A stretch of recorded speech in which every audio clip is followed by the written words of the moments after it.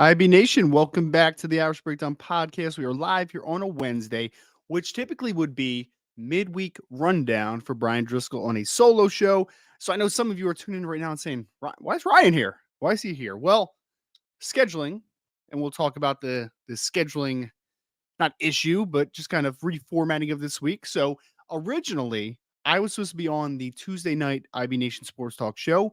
Had to cancel it last night, and we were going to kind of do a combine primer last night to talk about the former Notre Dame players that will be in Indianapolis, hoping to impress the evaluators, decision makers, and coaches that are in attendance. Instead, we decided to move the show to today because also Friday, which would be typically the recruiting hour, that will not be this week because Friday I will be down in Indianapolis at the NFL Scouting Combine.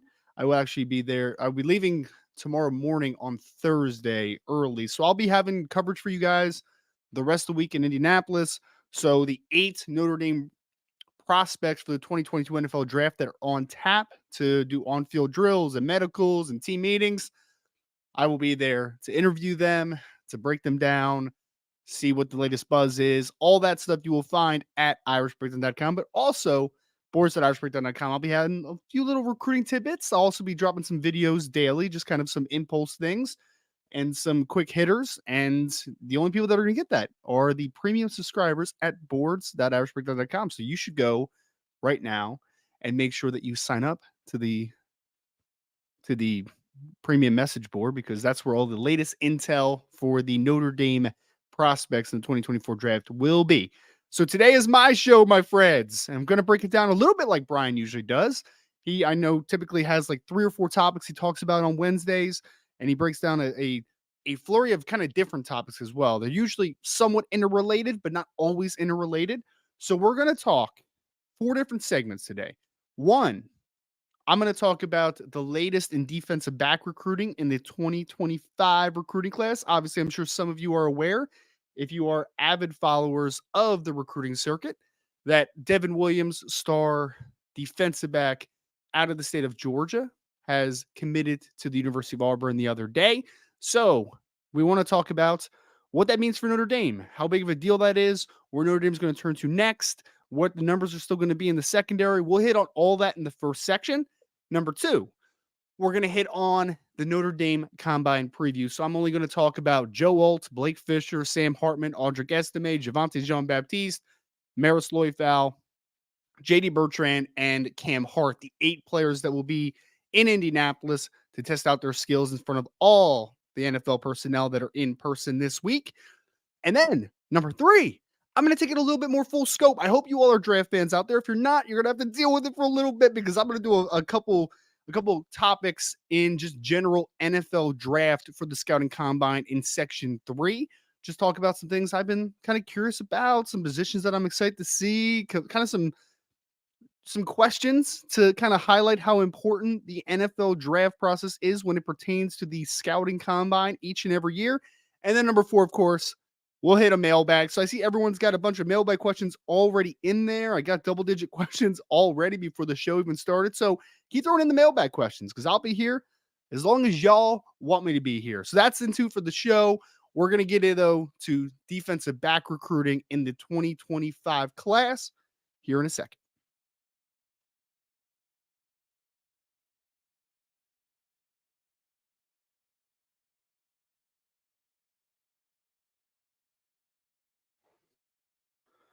All right, folks. So the topic started with the defensive back recruiting in the 2025 class, because, like I said, Devin Williams, who is one of the best defensive backs in the 2025 class, who was very high on Notre Dame, but he opted for a little bit more of the local flavor, and he decided to stick down south with the University of Auburn. which was a school that Devin was high on. And I kind of talked about this, I believe, a couple weeks ago when people asked about kind of some more specifics about Devin's recruitment. And Auburn was one school that was high on his list. Alabama was another. Georgia. So he had obviously the SEC flair and the SEC flavor in his recruitment. There was no doubt about that. But then he was also very high on Notre Dame. And I wanted to talk about just kind of the big picture of the Devin Williams commitment to Auburn, what it means for Notre Dame, and then we'll talk about where the Notre Dame's board actually is going forward in 2025. Because I think someone said in the chat, and yeah, Jason kind of said, he wasn't very optimistic for Devin, but he's one of his favorite players in the class. And Jason, he was mine as well. And I will say this. So as far as cornerback recruiting in the 2025 class, and we'll kind of paint the picture this way. Notre Dame already has a commitment from Creed Thomas in the 2025 class, the star cornerback out of Brophy Prep in Phoenix, Arizona, same high school as Benjamin Morrison. But Notre Dame wants to at least have 3 corners committed in the 2025 class. But there was a reality where if they got 2 particular corners and Devin Williams was still on the board, that they would continue to push very hard for Devin Williams because they were that high on Devin Williams. They thought he was a tremendous, tremendous football player. And honestly, this is full transparency because I was talking to someone about this the other day. Actually, it might have been maybe Monday, maybe Sunday. It was somewhere in the particularly near past. But Devin Williams was a player that I felt like Notre Dame had a very good chance with. And I think honestly what kind of derailed that commitment a little bit, just kind of, letting Auburn close on him in such quick fashion, was the junior day a few weekends ago when Devin had to unfortunately cancel due to the weather issue. I really believe, and I'll just say it like this. I really believe that if that trip was not canceled and Devin would have gotten back to South Bend and he would have seen the coaches again, would have been around the recruits, I truly believe that Devin Williams would have at least elongated this recruiting process a little bit longer, in the sense of, I think Notre Dame would have at least been able to make him think about it. Now, that doesn't necessarily mean, and I'm not saying that if Devin Williams would have made the trip to Notre Dame, that Notre Dame would have been the pick in the end. That's not at all what I'm saying. What I am saying is that if he would have made the trip, I think it would have given him something to think about for a little bit longer, and I think that recruitment would have stayed open a bit. Now, unfortunately, wasn't able to make the trip. Auburn's a school that he has been to recently again for multiple times, and he's been there multiple times. Very comfortable with Hugh Freeze and that staff, obviously. And he ends up opting for Auburn, which I tweeted out. I will say this, just kind of full transparency to you all. I've gotten to know Devin Williams throughout this process. Great kid, man. Like, really a great kid. If you think that he is a phenomenal football player, if you believe that he is a phenomenal football player, that's great, because I 100% agree with you. But he is an even better young man, in my opinion. An even better young man. He is truly one of those well-rounded individuals that he's going to be a great asset to a program, whether it is just strictly on the field, off the field, and every part of being a part of a program, right? So I think that Devin Williams is a great get for Auburn, tremendous get. I think he's going to help to improve that culture, hopefully. I think that he is going to be a great asset to them on the field, a player that was being recruited by mostly as a cornerback, but also as a wide receiver by some. I talked about this before, but Georgia was recruiting him to play wide receiver potentially. Like, they were that high on Devin Williams, the athlete. But ultimately, he chose Auburn, and now we're left taking the next step, because although it wasn't Devin Williams or bust for Notre Dame, he was one of the very talented corners that was an absolute take on what is a smaller board now. We can portray it that way. Now, Creed Thomas gives you a great baseline to the class. You have Creed. He brings a lot of position flexibility, a lot of alignment versatility. And I know that Jason asked a question about this in the mailbag as far as guys being able to play outside, be able to play nickel, even be able to play some safety at times. I think he has the upside to do a little bit of everything. But Notre Dame does want to get to 3. They do want to get to 3. And that means, and yes, Brandon, sorry, I saw your message in the chat. The combine on the field drills do start tomorrow in Indianapolis at the 2024 NFL Scouting Combine. There's There's media availability today for the linebackers and defensive linemen, but tomorrow on field officially begins, and I will be there tomorrow. So we'll talk about that in the second and third section, though. Brandon, you got me preoccupied, man. You got my mind, my attention going in other ways. But there are, without a doubt, outside of Cree Thomas, there are two main targets that are on the board right now that we know that Notre Dame has been pushing for a long time now. Okay. And ideally, these are the two players that Notre Dame would like to be a part of this three-man cornerback class. And that is Dallas Golden, who is the star defensive back out of Tampa Bay Berkeley Prep. You also have Mark Zachary out of Indianapolis, Indiana, Ben Davis, obviously the in-state kid there. Now, I want to talk about each of these players individually, but I also just want to say that ideal world, if we're talking about an ideal class, a dream class, however you want to say, for the dream class for Notre Dame right now is that you land Mark Zachary and Dallas Golden to pair with Cree Thomas, and that is your cornerback room moving from 2025. Now, let's break it down one by one. Dallas Golden, who is a defensive back that's been in Notre Dame now 3 different times, including a junior day a few weekends ago. He's been a player that Notre Dame has been in a good position with seemingly for a pretty long time now. He had visited not this past offseason, the offseason before for the second time for the spring game. And then he came back for junior day a few weekends ago. And coming out of the junior day, we talked about it. But Notre Dame was in a great position with Dallas Golden, and I don't believe that anything from momentum side has led up there. As of today, I still confidently say Dallas Golden, Notre Dame is the top school for Dallas Golden right now. I would say that they are the team to beat per se, but they need to close in that one quick. Closing that one quick. Because again, there's already more schools offering, there's more schools coming after him. He's got an elite offer list already, but this is one where Notre Dame has kind of had a little bit of an inside track for several months. They need to be able to close this one out soon. And I do believe that there might be something coming sometime this spring, maybe into the summer. But I do believe that Dallas is nearing at least a little bit of a decision-making mode. And I think that Notre Dame is in a great spot. So close it soon, and you have an opportunity to get who I believe is one of the more dynamic athletes in the 2025 class overall. Like Dallas legitimately could play corner, he could play safety, he could play wide receiver, he could play running back, he can play whatever the heck position that young man wants. He is an absolute stud. I think he's a top 50 player in the 2025 class. So things are in a great spot with Dallas Golden, as is the same case with Mark Zachary right now. Mark, being an in-state kid, is one of those young men that know what Notre Dame can provide and what Notre Dame brings to the table. He has been Notre Dame multiple times at this point. He was also at junior day a few weekends ago. And I again, Notre Dame is definitely the leader for Mark Zachary. The question is, when is decision-making mode going to happen? Because it's like a very cliche kind of thing that a lot of recruits say. They'll say, Mark could play, the decision is going to happen before the senior season. Like that's what most say, right? That's what most people say. But I would say for me is that it seems like that's another one that maybe might be dwindling down or at least kind of nearing the end in the process. I don't have as much intel, especially any that I can share with you all as far as like what the exact timeline is going to be for Mark Zachary. But I do think that we are nearing that decision making time. I don't see this one going deep into the summer. I don't see one going into the season. I think that Mark Zachary is going to make a decision well before that, right? So Dallas Golden, Mark Zachary, those are the two big names on the board for Notre Dame. And ideally, that's how the class ends a corner, is that you get Mark Zachary, you get Dallas Golden, you have Cree Thomas.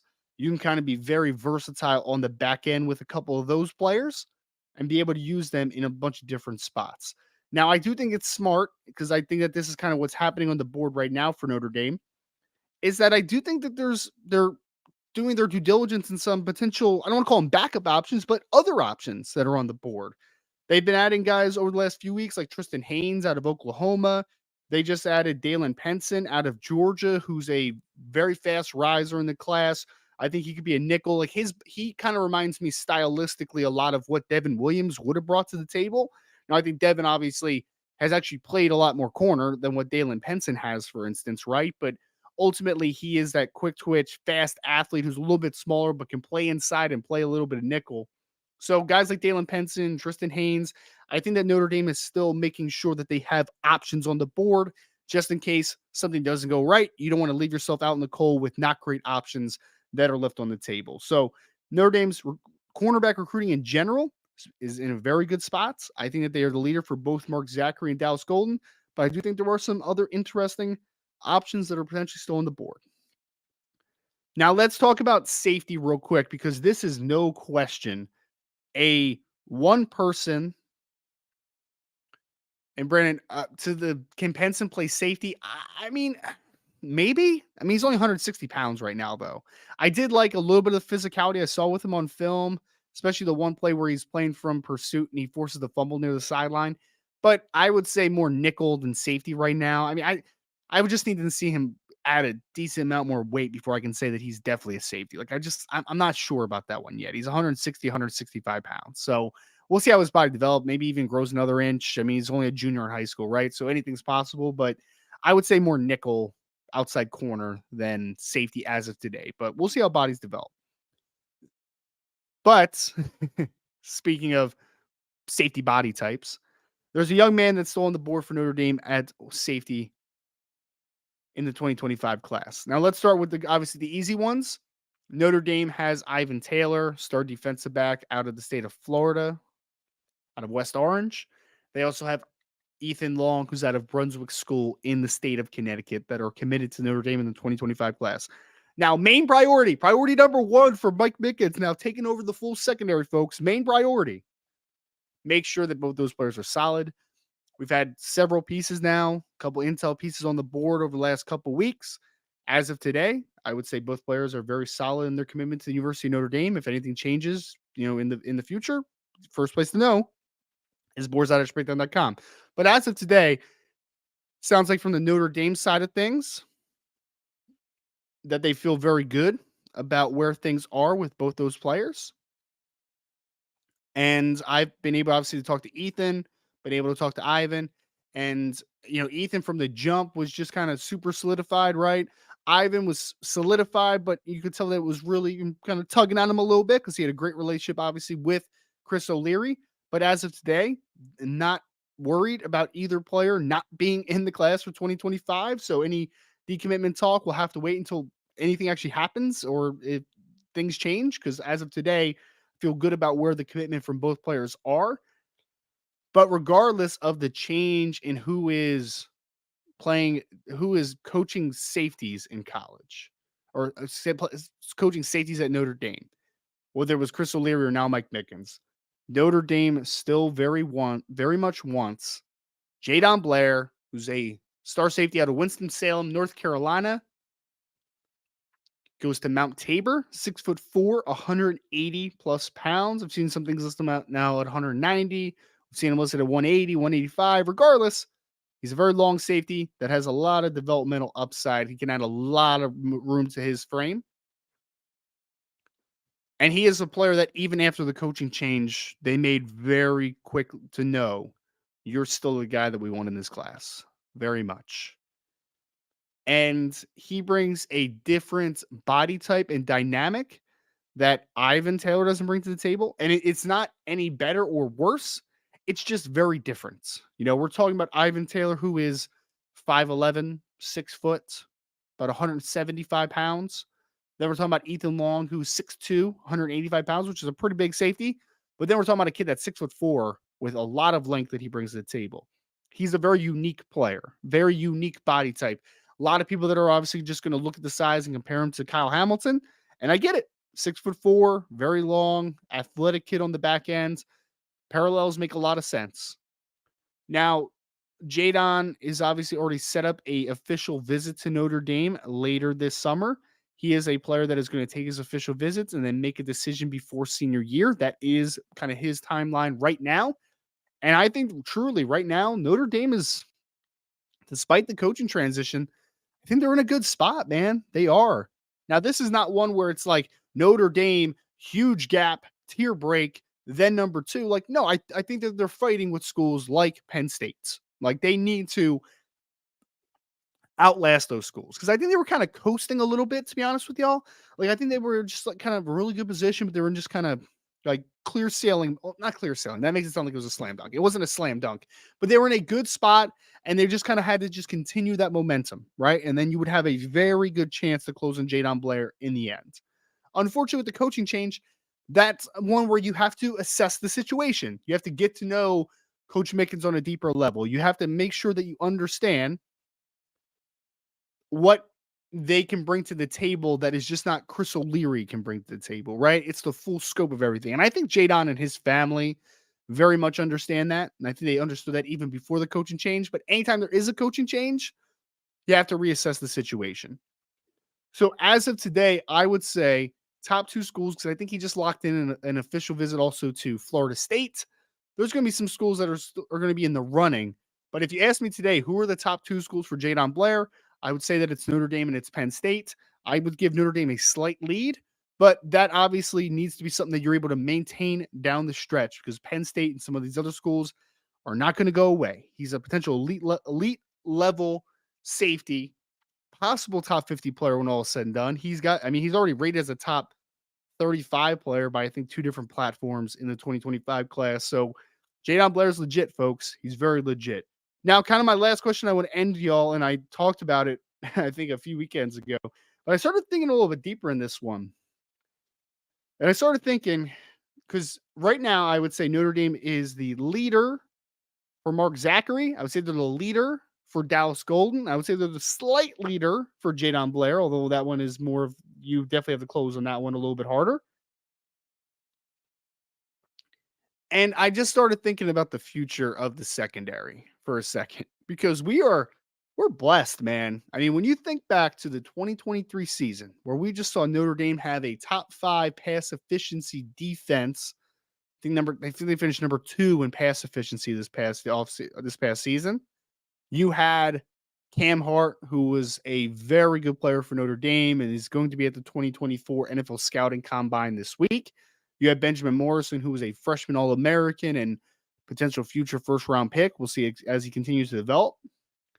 And then you had Xavier Watts, who was an All-American by basically everyone, right? First-team All-American by basically everyone. And you're looking and saying, that secondary we just saw might not be nearly as talented as what it could be in a couple years. Now, it doesn't necessarily mean it's going to be as good, like production-wise. It's not what I'm saying. What I'm saying is that when you have in a couple years a secondary that could include Mark Zachary, Dallas Golden, Cree Thomas, Ethan Long, Ivan Taylor, Jadon Blair, Adon Schuler, Ben Minnick, Micah Bell, Christian Gray. Who else am I missing? Oh, Carson Hobbs, Leonard Moore, Bronte Johnson. Like, guys, it starts to get silly, man. It honestly starts to get kind of silly when you think about it, just from a pure talent perspective, right? At the end of the day, it has to be developed. And that's up to Mike Mickens. Now, Mike Mickens has done a great job with corners. What he's going to do with the safeties is a very much in a question, right? It's very much a question. We have no idea.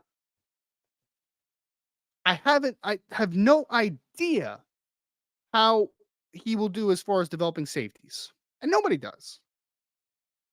Nobody does.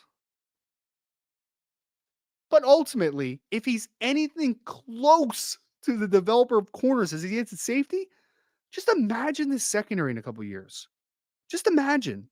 I just talked about a 6'4" kid who I think is a legit top 50 player. I think he's a top 50 player. I just talked about a 6'2", 185-pound kid named Ethan Long, who's a really talented football player. Just talked about Ivan Taylor, who's considered a top 35 player by multiple platforms. Just talked about several other dudes that I think could be potential NFL players if they're developed properly from a talent perspective. Would it shock anybody that in 2 years, if Christian Gray is being projected as a potential first round pick, or next offseason, if he's being projected as a potential first round pick, I wouldn't be shocked at all. I wouldn't be shocked in the slightest. How quickly this has turned around. I still have flashbacks to 2020 when the secondary was a mess. It was a mess. What was it? Nick McLeod and Clarence Lewis? I mean, and now we're a couple years after that, and we're like, hey, man, Clarence is like going to be a very solid rotational outside corner that can play inside too, and he can kind of be a Swiss Army knife backup. That's how quickly things have changed. And that comes down to Mike Mickens being a dang good developer, but also comes down to recruiting, right? You can't turn average players into elite. You can't turn nobodies into really good players. You have to have talent in the room to make them good football players or make them great football players. And that's what this 2025 class in the secondary has a chance to be, guys. I just want our imaginations to run away with us for a second because it is very easy to be just negative all the time, right? In today's world, it's so easy. But we're here to talk about Notre Dame football. Let's have some fun, man. It's a YouTube channel, right? Let's talk ball and let's have a good time. And I'm having a good time thinking about what a future secondary could be, especially when I consider what the 2025 class could end up looking like. So that's defensive back recruiting, folks. Notre Dame has to close, but they have a chance to sign an elite secondary haul in the 2025 recruiting class. But let's get into NFL Combine talk next. We're going to focus on the Notre Dame players, the 8 players that will be in Indianapolis, and I'll be down boots on the ground to watch all the great performances that hopefully they were able to put together. Before we get into that Combine talk, though, folks, please, if you could, hit that like button for me.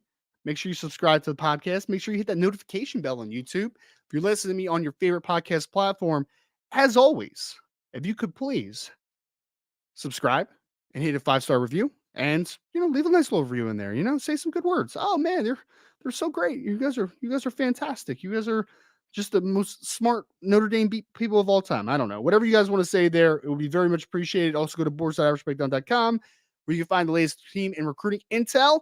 This is the first section of the Notre Dame Recruiting Hour here on the Irish Breakdown podcast. We'll get to NFL Combine next.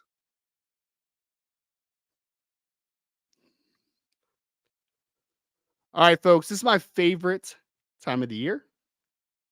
This is deep into the NFL draft weeds now, baby. We're ready.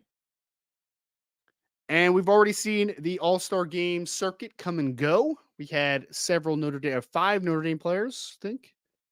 It was actually, it ended up being 6. I'm trying to think. So, JD Bertrand, Marist, Liufau, Javonte Jean-Baptiste, Cam Hart, Sam Hartman, right? Yep. So 5 players that were at the 2024 Reese's Senior Bowl.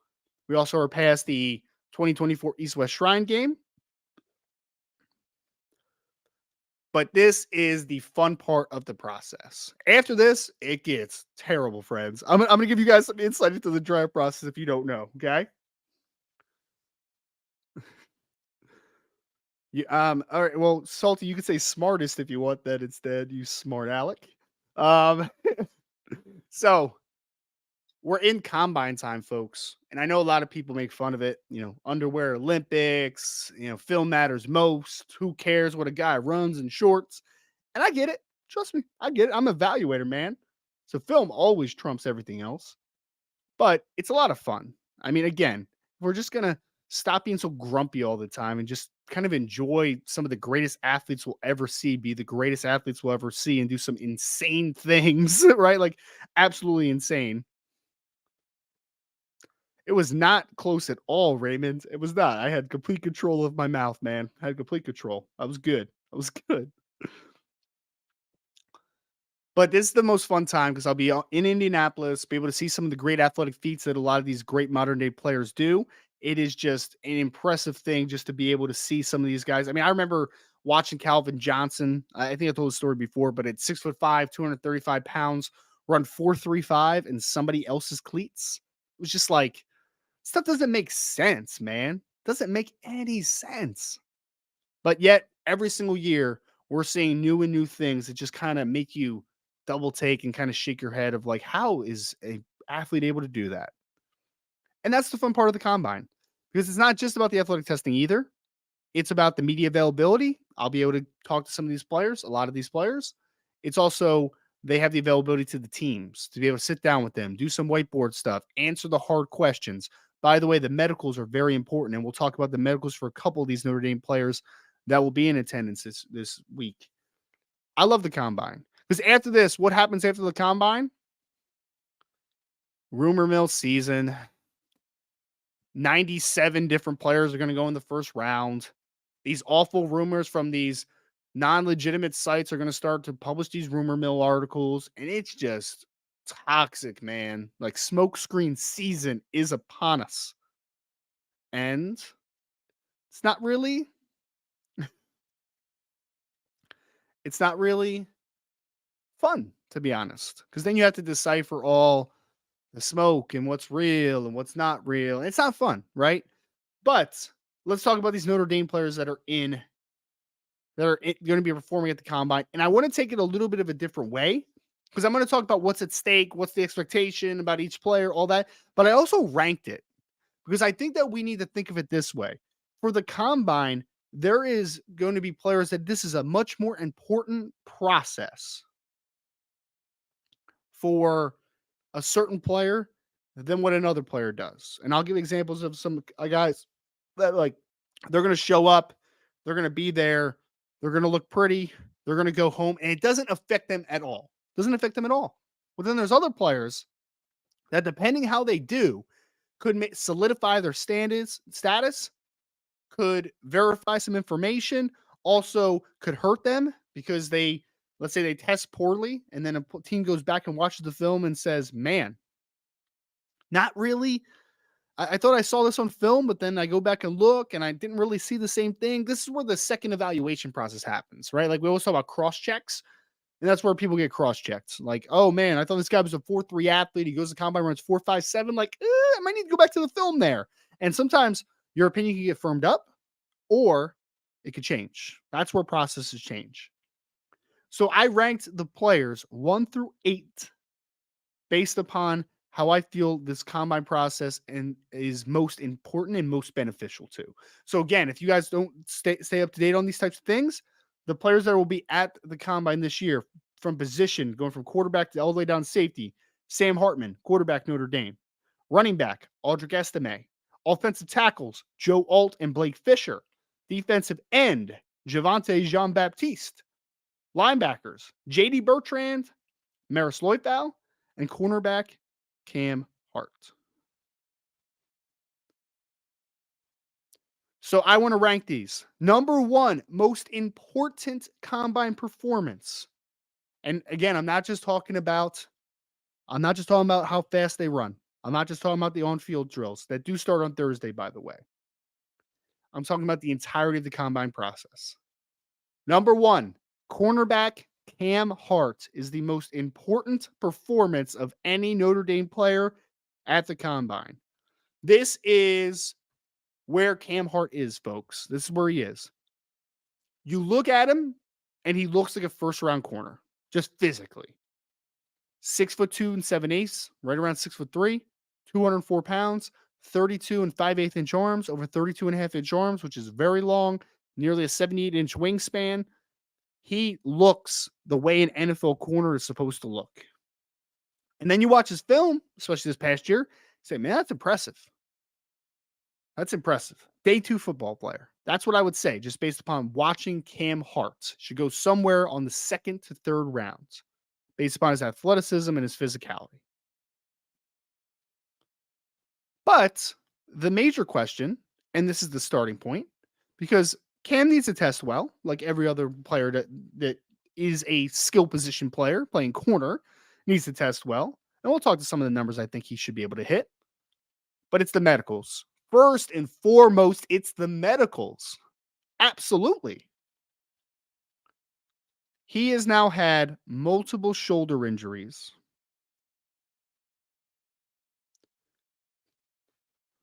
And as a defensive player, shoulder injuries, pretty scary, man. Speaking and I played linebacker, so shoulder injuries went a little bit more, but I a defensive player that is in the business of tackling, you need to be able to uh, use your shoulders, obviously. And when we're talking about a guy that's had multiple shoulder injuries, it's scary, guys. It's a little scary because you have to think about it this way: NFL teams are going to mortgage a lot of money, invest a whole lot of money into these players to be a part of their program. And they think about the long term a whole lot in this evaluation process. And Cam needs to be able to go into those medical checks because they're going to poke and prod him. They're going to. It's another thing. This is the exhaust week for players. I've interviewed a lot of them in the past, and I mean, a lot of them are getting woken up at like 4 in the morning to go get medicals done and MRIs and make sure everything checks out right. If Cam can check out medically, I believe he's going to go pretty high in this draft. I do. Because I already talked about the physical upside. I already talked about the talent. But also, he's having a great draft process so far. He went down to the Senior Bowl in Mobile, Alabama, and he was tremendous. Absolutely tremendous. Really showcased a lot of great things in Mobile. I would argue that outside of maybe Quinyon Mitchell from Toledo, that he was the best corner in attendance on either side. I thought he was stellar all week, except for one bad rep. He was stellar all week. If he checks out medically and he tests the way that we think he's going to test, because this is the thing, is that 6'3", 204 pounds is great, but if you can't move, you can't move. But Cam is rumored to have run at Notre Dame multiple times in the 4.4s. And if he does indeed do that, and he tests out just good everywhere else, vertical, broad, change of direction stuff, if he does just good there, then he's going to rise massively in this draft. I think someone said that they saw him in a second round mock draft. Well, mock drafts don't matter. They don't. They truly don't. Unless it's one of the big wigs, right? Unless it's a Mel Kiper, Daniel Jeremiah, Dane Brugler, like those types of dudes, because they're getting leak intel, then mock drafts don't typically matter. But I think you're going to see a whole lot more of second, third round conversation for Cam Hart. And that's in the league circles I'm talking about. I'm not talking about, Johnny Tsunami putting out a mock draft where it's like, all right, guy, who are you getting your information from? Is this just what you would do? Like, I don't know if you have any sources at all.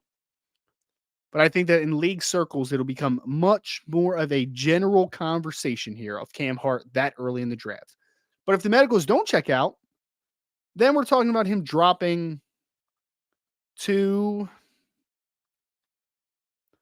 fourth, fifth, maybe later. I mean, it really depends how severe the medicals are, man. Like, I don't have the answers to it. I really don't have the answers to it. Because it could be something where you say, hey, man, it's a little shaky long term, but we'll get 5 to 6 good years. It's a little shaky, but he's going to have naggy injury where he might miss a couple games every so often. Or you're going to say, I can't predict past 2 to 3 years. Because I don't know if you guys remember Carson Strong that came out of Nevada a couple years ago, the quarterback. He was going to go top 50, top 64 at worst, first, second round. He was going to go that high, but he had a degenerative knee where literally the medicals could not pass him and they could not predict him to last longer than 2 to 3 years. Just couldn't do it. He already had early arthritis in his knee. Like, they just could not do it. So he ended up going undrafted and he ended up not sticking in the NFL. He actually just medically retired at like the age of 25, I think, after trying to give it a shot a couple more times. You just never know. You never know how severe some of these things are.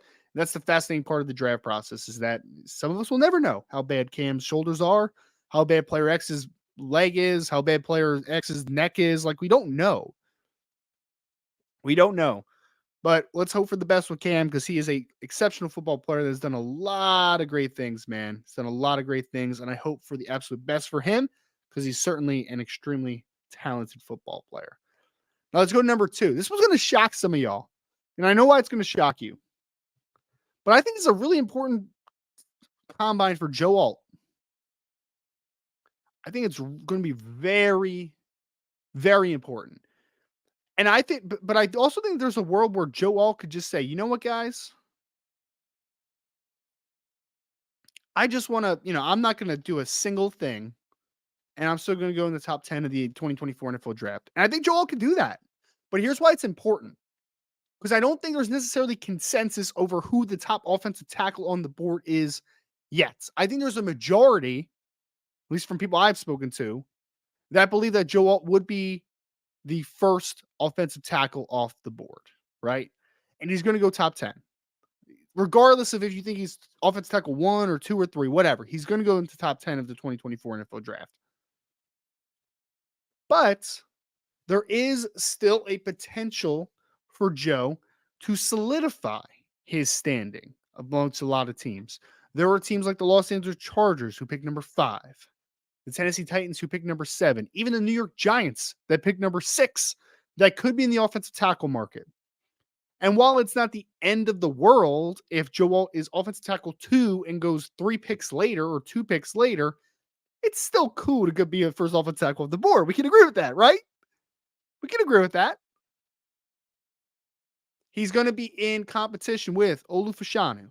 He's going to be out of Penn State. He's going to be in competition with Talise Fuaga out of Oregon State. He's going to be in competition with J.C. Latham out of Alabama. I feel like there's another Amarius Mims out of Georgia. It's a deep offensive tackle group, man. It really is. And I think that there's going to be a little bit of a variety by some teams to think of, who is the top guy on the board and who's the player that we want most. Now, I personally do think, if I had to predict today, I think Joe Alt's the first offensive tackle off the board. I do. I truly do. But I think he has a chance to solidify because there's this weird stigma around Joe Alt, this weird thing, like this weird just opinion that I've seen out in the universe now, that he's not a great athlete. He's a good athlete, but he's just incredibly technically sound. And I think it's the dumbest thing I've heard in this draft process so far. I hate it. I think it's so stupid because I've said this multiple times now. I believe that Joe Alt makes everything look so easy, just so easy, that people underestimate how athletic he is. But my counter would be, is that you know how he makes everything look so easy, guys?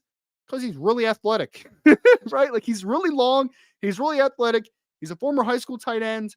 He's a very good athlete. He's a very good athlete. So I think that he has a chance that if he just wants to test, just get this thing over with, not have to do anything at the pro day, just get this out of the way, he's going to check every box. And at some point in an evaluation, it's going to be like, all right, man, what are we talking about anymore? We're talking about a 6'8", 322-pound offensive tackle with great length. His father played in the NFL and was also a tremendous offensive lineman. He's in the Kansas City Chiefs Ring of Honor as an offensive lineman. John Alt also started 3 years at Notre Dame, basically. Played under Harry Houston. And by the way, someone said in the chat, he's young. He's like 20 years old still, I think, right now. He's only going to be 21 as a rookie. He is a young dude still. He's younger than Olu Fashanu. He's younger than, I think Blake Fisher might be the only offensive tackle that's younger than him in this class. So there is still developmental upside still with Joe Alt. So if he just wants to test, man, and get this out of the way and showcase that he is the best offensive tackle in the 2024 NFL draft, I want to see it. I want to see it. I think he has a chance to do it. Just do it. Just do it, man. I want to see it. Joe Alt, go test. Go test, my guy. Go test.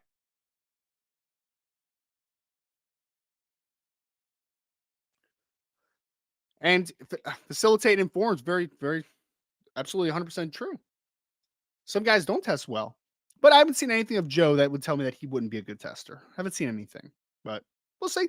We'll see. I just want him to test, man. Selfishly, as a Notre Dame fan, as an analyst, as someone that's going to be there, I want to see. I want to see what he does out in Indianapolis.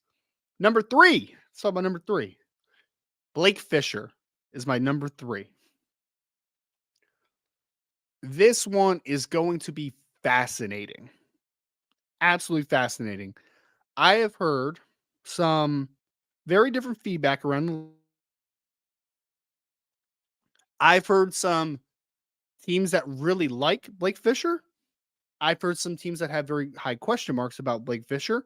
And there's a little bit of a It's a little bit of an in between ground on him as well. Like just the opinions on Blake are just kind of all over the place, man.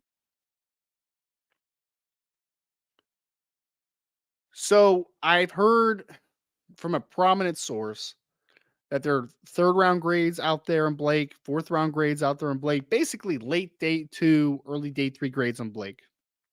That I've also heard later in the draft, and he's kind of a little bit of a gamble. Now, we know if you told someone before the season that Blake Fisher was going to be enter the 2024 NFL draft, I I think a lot of people would have been like, "Oh yeah, I can see that. It's possible." Because everyone knows Blake. I mean, he was a big time recruit, was going to be the starting left tackle at Notre Dame as a true freshman, was the starting left tackle at true freshman at Notre Dame before the injury, obviously, kept him out the majority of that season. Starting right tackle 2 years after that. But he was a player that I don't think he showed flashes a lot of times at Notre Dame, but Blake Fisher was never a guy that I would say hit his upside as a player. Just don't believe he did. But a lot of guys are drafted on talents in the NFL, a whole lot of them. And Blake is certainly talented. There's never been a doubt. We would not have gone as just all in on Blake when he was a true freshman if he wasn't talented, right? Like people don't gravitate towards not athletic people as football players. They gravitate towards these guys that are just kind of these athletic marvels. Now, I think Blake Fisher did himself a disservice this year in losing as much weight as he did. I think it compromised the best parts of Blake Fisher's game. That's as a run blocker, and that's with his physicality. I thought he lost a little bit of that power this year, going from 325, 330 pounds the previous 2 years to 310 pounds is what he was listed at this year. And he just kind of looked like a little bit of a different player. I am first and foremost interested to see what does Blake Fisher weigh in at this combine. I'm also interested to see what his arm length is because I've heard from some people that think that his arms might actually be a little bit shorter than what you would hope as for an offensive tackle. So that could bump him inside potentially to guard. Well, that conversation will come though. We'll see what the official measurements are on Blake Fisher. But I'm really interested to see the weights. I hope that Blake is in the 315 to 320 range because I think that is where his explosiveness and his physicality are unlocked. And then the big part of because I expect Blake to test well, just flat out. I expect him to test well. He's a really talented kid, very talented. I expect him to test very well. My main question, though, and I think a lot of people are going to ask this of him from team's perspective, is Blake, you're very talented. Why didn't you get a ton better over the last couple years? You get better in some spots, but why weren't you significantly better? Why didn't you develop into an All-American? Why didn't you become a slam dunk first round pick? Why did you not hit that? And those are the types of questions that are going to be asked, guys. Because we hyper focus on like the weird questions we see out in the universe sometimes, right? Like people ask like these very strange questions at the combine sometimes, incredibly weird. But there are, and I see people say three different coaches. Another guy named Joe Alt had three different coaches too. I mean, they were in a similar situation, were they not? But regardless, Blake is going to be asked those types of questions. What's the reason for that? And maybe coaching will be a part of it. And honestly, I think that an offensive line coach in the NFL is going to talk themselves into Blake probably earlier than some people think. I think it's possible. But those interviews are going to be the thing that I look forward for feedback most. I want to see how Blake responds to criticism, if there's criticism thrown at him. And I want to see just kind of general feedback after those types of interviews, because those are the things that they try to put you in uncomfortable situations. That's the whole point of Indianapolis. Those guys are there for 3 to 4 days, and it's all about making them uncomfortable. They're in the same environment, which is big. Everybody's on an even playing field in theory, but it's then about making them uncomfortable, getting them up super early, putting them through the gauntlet, testing, million interviews with various teams. There's a lot that goes into this process to make guys uncomfortable and to find the truth. And that's what they're going to find. They're going to try to find Blake Fisher's truth this week. And I'm interested to see what they do find. Because if it does click, if Blake goes to the right situation, if he's developed properly, still think there's starting caliber offensive line in the NFL talent there. It's just going to be about being in the right situation, being developed properly. And I hope for Blake's sake, he's ready for that challenge. I truly.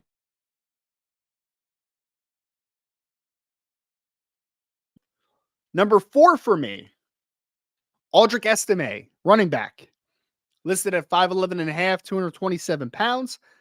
Been hearing some great things about him from a training perspective so far this offseason. I got some feedback that I think that Audric's going to test better than a lot of people think.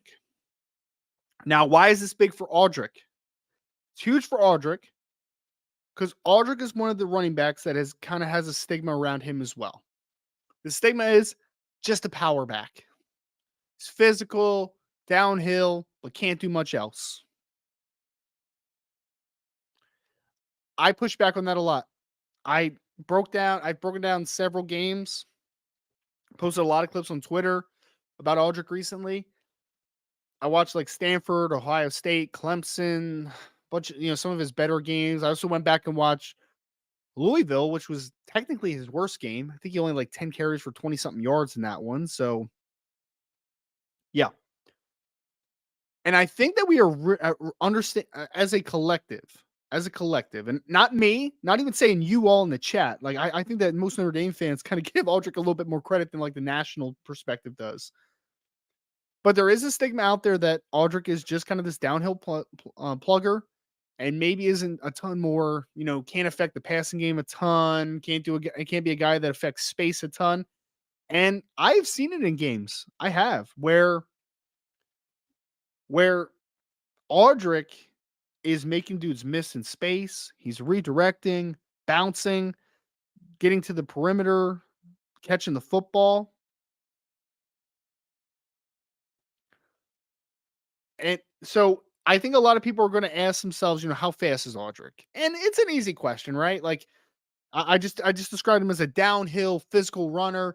Does that mean he lacks speed? Well, I don't think so. I actually think that Audric has good speed for his size and really good play speed. I mean, the NC State game obviously is the easiest one that we can go to as far as a example of long speed. But I've also heard from, and we'll see if it comes to fruition, but the trainers that are working with Audric are very adamant that he's going to run a lot better than people think. So I'm not going to put a number out there, but I I think that he might run a little bit better than some people are giving credit for. Like, Brandon, man, what is that? 4.67. Nah, I think he's gonna be faster than that, based upon what I'm hearing. I think he's gonna be faster than that. But main thing that I want to see, and I think that a lot of people want to see, is what does his change direction stuff look like more? Because that's honestly, if I looked at Aldrich just physically, that's the thing that I would ask myself most about him. Is you are 5'11 and some change, you're 227 pounds, and you are physically just put together. Okay. And he looks like a dude that will run anybody over. And he's one of those guys. He's one of those dudes. But when you're that muscle bound and you're that just put together, sometimes that affects flexibility, ability to change direction, to cut on a dime, to work out in space. IGK, you need to chill, man. You need to chill. Joking, obviously, but yeah. So I want to see what his short shuttle is. I want to see what his 3-cone is. I want to see those things that are going to show me how well he changed his direction. I also want to see him in the position drills run routes. How natural does he look? Changing direction, catching the football. Those things I think are really going to determine Audric, because I expect Audric to run fast for his size. I think he's going to run quite fast for a kid that's 230 pounds. I also think he's going to look pretty smooth in the running drills. But I have questions. I think it's most people's question. around the league is, can he give me anything as a pass receiver? Can he be a guy that can work on the space? Is he strictly an inside run oriented team? Or do you think that he can be something more than that? What do you think? Right.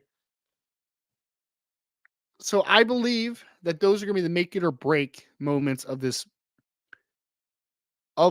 testing period for Audric. Because everybody knows, is there any doubt in anyone's mind that Audric Estimé goes to the combine and these team meetings and teams just fall in love? Like, is there any doubt?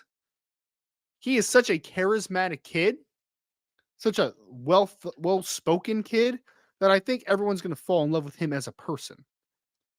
But is he just a guy that is an early down runner? Is he a guy that can be a little bit more of a higher volume dude in all capacities? What is his upside to play running back on the next level? That's going to be the question. Now, as of today, I would say that Audric is probably going to be a third round pick, give or take a round. I could believe anything second to fourth. Even if he doesn't test particularly well, I don't think he gets out of the fourth round, just because I just think the film is so good and he's such a big muscular dude. This isn't like a Kyron Williams situation where Kyron, Kyron was a slower back, or at least tested slower, and he was also 199 pounds, right? Like, being small and not incredibly fast is a bad combination. If Aldrich runs a 4.62, let's say, but he's 230 pounds and looks the way he does, not as many teams are going to care as much, right? Because he's a bigger back. He can overcompensate in other areas. But regardless, we will see what happens in the next stage, because I I think that he's going to impress some people, and I'm hoping for it very, very much. I was even told, and again, we'll see if this happens, but I was told by someone that if Aldrich runs the time that I'm being told by the training facility that he's at, which is a very reputable one, that Audric could be the first running back off the board, because it's not a good running back class this year, guys. Like, it's not. I mean, Trey Benson for Florida State's a pretty good player, but he had a really bad leg injury a few years ago. We'll see what his medicals look like. Blake Corum's a good runner, but he's sub 5'7". Like, he's going to be 5'6" and some change. I mean, after that, it's like you have to compartmentalize back, like CJ Verdell. I mean, that's CJ Verdell. That was the other Oregon back a couple years ago. Bucky Irving is who I meant to say. It's kind of a little smaller scat back type.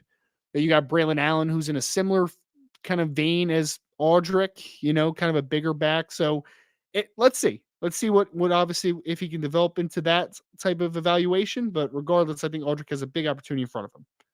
Number 5, biggest combine performance, Notre Dame. Marist Liufau is my next one. Marist is about as weird of an eval as I've ever done in from a Notre Dame perspective, not from a national perspective, because I've done some very weird evals in the past. Marist is 6'2", 239 pounds. This is verified measurables from the Senior Bowl, by the way. 6'2", 239 pounds, 34-inch arms, 79-inch wingspan. Incredibly unique player.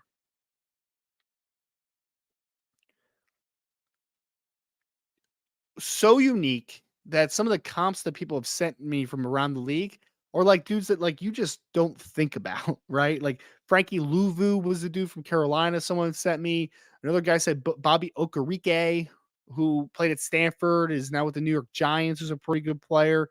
Just very, very unique skill set that Marist brings to the table. Now, Marist was not a consistent football player over the last 2 years. There are some games where he looks like a dude, other games where he just seemed kind of lost. So you're still projecting Marist on the next level to how good he can be as a linebacker. If not, I think that Marist Liufau should at least be a really good special teamer. But that's more about the make it's and kind of the baseline stuff that'll help him make a roster. But as a defensive player, you're hoping that his uniqueness and his versatility can provide someone with possibilities on the next level. And when you pop on Marist film, you're going to see two things. One, very inconsistent processing. Like I said, some games looks pretty good. Other games feel like he doesn't know where he is. But whether you think that he's whether the processing is good or bad, though, I think one thing that we can all agree on, hopefully, is that Marist is a very good athlete for the position. He is expected to run very well. He's expected to test very well. And honestly, with his play style, he has to. He has to test really well. If he doesn't have a good day testing, that's a little bit of a red flag. That's a little bit of a, hey, we might need to go back and watch him again because he did not test the way that we thought he was going to test as far as what he does on film. Marist is a long, athletic linebacker that needs to fit that mold to last on the next level because he's not going to be JD Bertrand, where it's like JD doesn't have to be the greatest athlete of all time because he's always in the right spot. Marist is not that guy. Marist needs to play in pursuits. He needs to play in space at times. He needs to blitz. Like he needs to do things that are kind of space oriented, attack style oriented. And I really think that he has upside on the next level, but at least he has a baseline. I think that's the one thing that people are kind of missing with Marist is that people are always like, oh, he's not an NFL player and blah, blah, blah. And I'm just like, and he might not be an NFL starting linebacker or even a guy that plays a ton of volume, but why can't Marist Liufau stick as a special teams player? We talk about simplifying what you're asking Marist to do. It's not much simpler than, hey, Marist, this is your lane, run down fast that way and tackle the ball carrier. It's basic, right? Like there's no reading and reacting in those situations. It's literally that's your lane. Go fill it and go make a tackle, right? At the end of the day. So Marist needs to show that he's a great athlete in Indianapolis because that is what his role is on the next level. And that is definitely most beneficial to what he can be as a player on the next.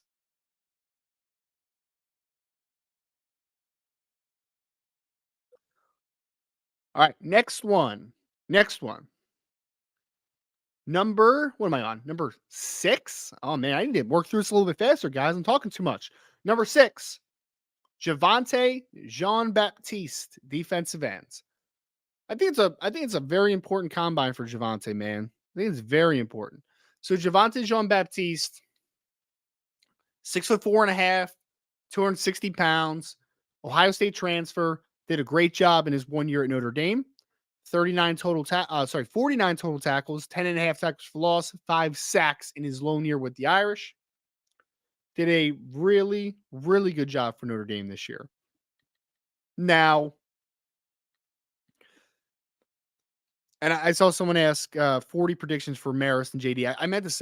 So Marist, I'm predicting between a 4.6 flat and 4.62, which would be a very good time for him.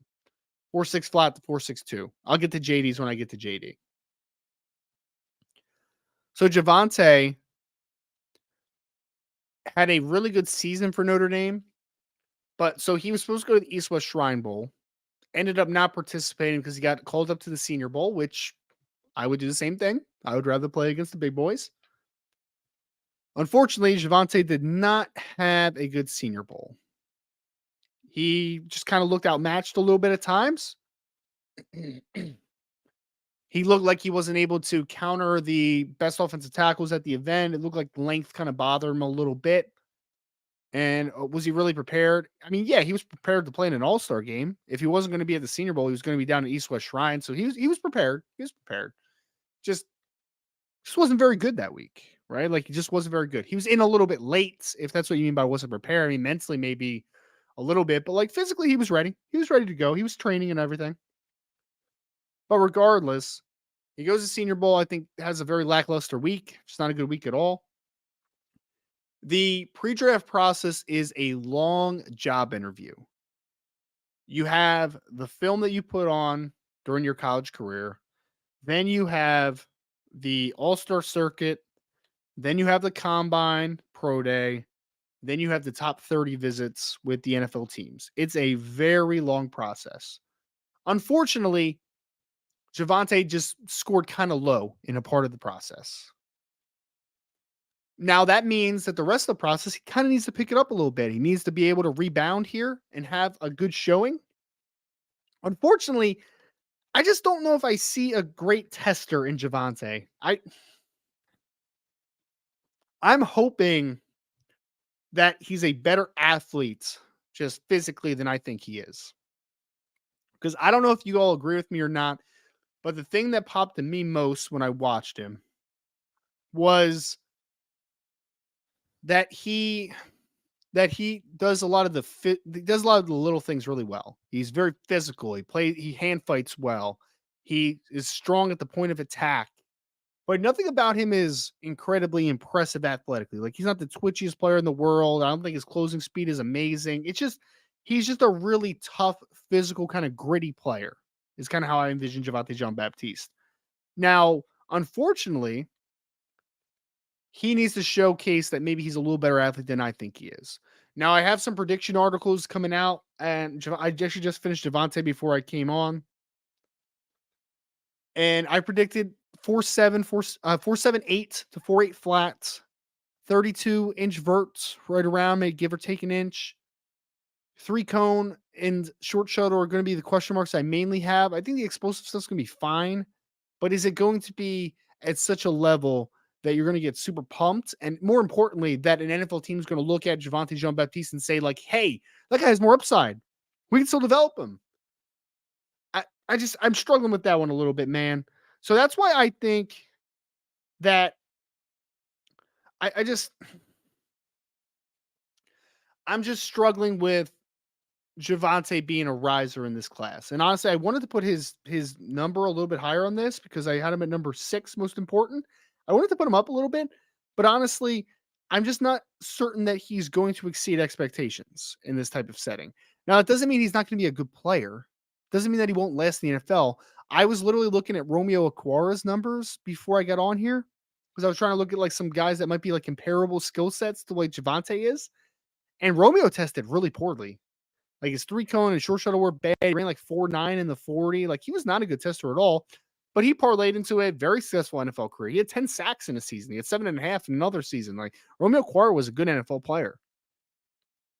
So it's possible that Javante Jean-Baptiste is just a much better football player than he is a physical athlete. I mean, it's very possible. But a part of the process, it's going to be major question marks. So I've heard some people have late round grades on Javante around the league. I've heard some people have priority free agent grades.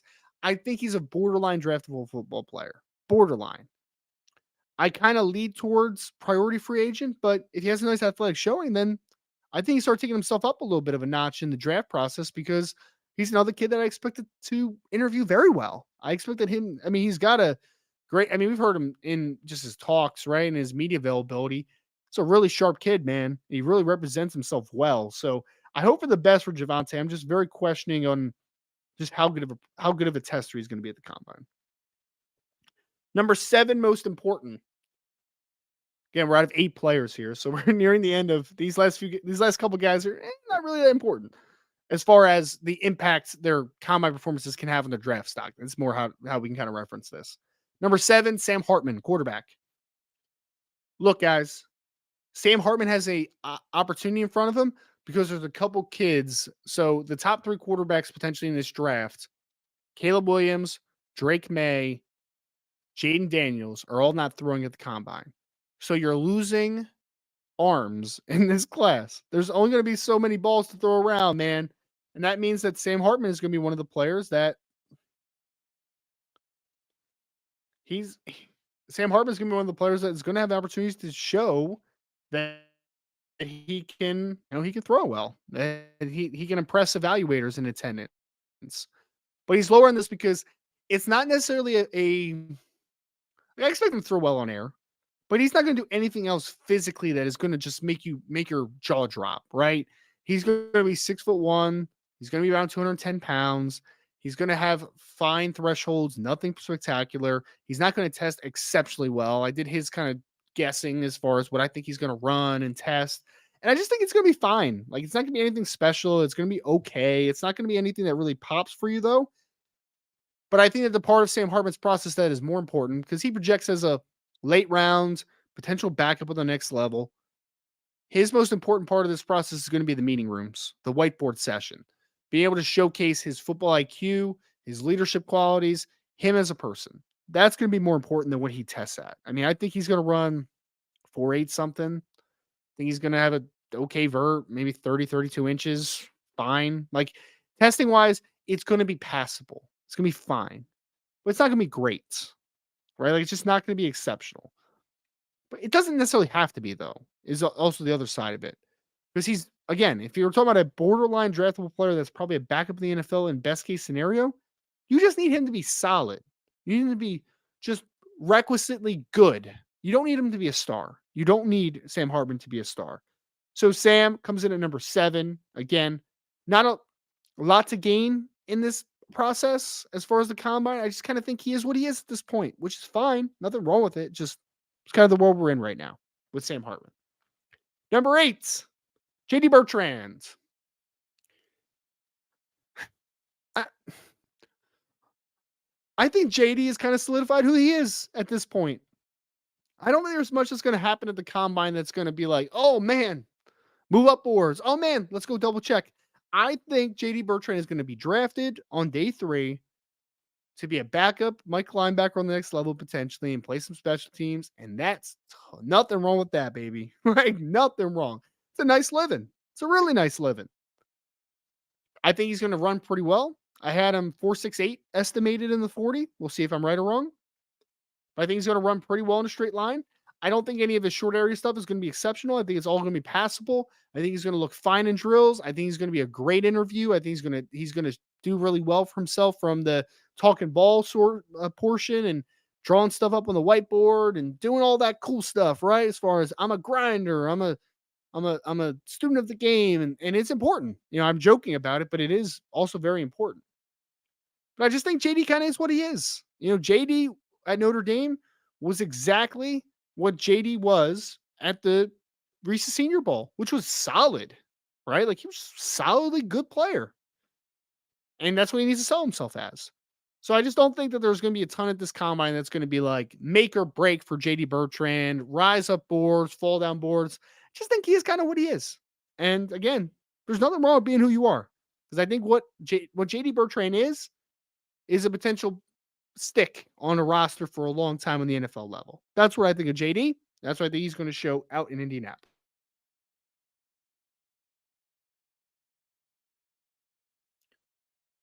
All right, well, folks, that's 1 through 8. Again, recapping and this is based upon how big the combine performance is for each of their potential draft stocks. Number 1, Cam Hart.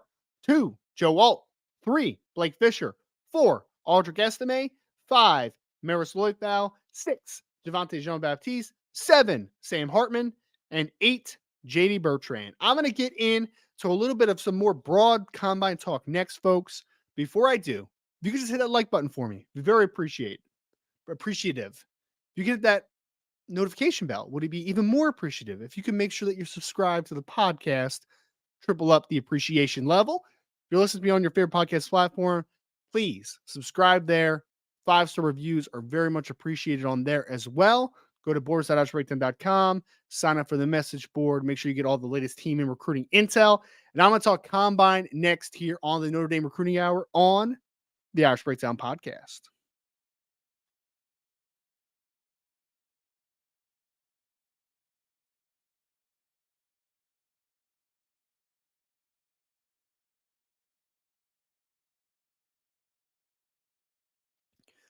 All right, folks, let's start with a little bit more broad combine talk. This is my favorite time. It's my favorite time of the year. It really is. Because here's the leading question and the thing that people always ask. And I love it. I think it's fun. Like, it's not a dumb question to me. I think it's very important that we talk about these types of things. And I'm going to talk about overall performers. I'm going to talk about a position group that I think is going to be really interesting to watch. We're going to get into a lot of different topics here during this third section of the podcast. But the leading question that everyone asks, and I love it, always ask it. How important or how much does athletic testing actually matter? And it's a great question. It's so great. Because you know what happens, guys? You know what happens in this sector? You know what happens? It's from the media side of things. And I like to think, for me personally, that I do a good job of taking myself away from this trajectory of overall draft analysis. Is that every single year, a player is going to test exceptionally well, and then you're going to start seeing him in first round mock drafts. and you're going to see his name as a riser and rising up boards. And he's, oh man, he was a 4th-round player. Now he's going early 2nd. And there's all these things, right? And I'm here to tell you that mostly, I'm not going to say all, because all, like, I don't like to be hyperbolic when I know that there's an exception out there, right? But for the most part, NFL teams don't operate that way. They don't. I know that every year you guys see a guy that was a great tester and he's a 1st-round pick, and you're like, man, he really just rose through the combine process. It's like, no, that's not typically how that happens, man. That's more coincidental than it is factual. I promise you. I promise you. I think of guys every single year. The defensive lineman that came out of Northwestern last year, whose name's escaping me. He was 6'2", 280 pounds. He ran 4.49 at the combine. And everyone after that started just pumping him in the first round. Like, first round. He's a first-round pick. You know where he ended up going, guys? Like, 4th round. You know why? Because his film wasn't very good. He was just an athletic freak, but he wasn't a good player, ultimately. There are very rare exceptions to guys that are just not very good players that get drafted in the first round because they were a freak tester. Very rare. Very rare. For the most part, the film is the majority of the evaluation. A majority of it. Now, there's some circumstances that maybe some scouts, aren't good. Because that's the one thing is that, and I always joke on Twitter. I don't know how many of you guys are on Twitter, but Twitter's a strange place. It's a very strange place. There was one particular gentleman that claims he was a former NFL scout, but is actually not a former NFL scout, that leads everything off with, I'm a former NFL scout. And one, he wasn't. But two, if he was a former NFL scout, then, my friends, that's proof that scouts are wrong all the time. Okay? There are some bad scouts out there. Because the unfortunate part of the scouting world is that scouting is actually a young man's game. I have a very good friend who was in the business for 18 years. He was with the Carolina Panthers, they were the Oakland Raiders at the time, the New York Giants, Miami Dolphins as a scout. He was around. And he got to the point where he had so much experience and he had such a long and good resume that they basically just forced him out of scouting departments because he cost more.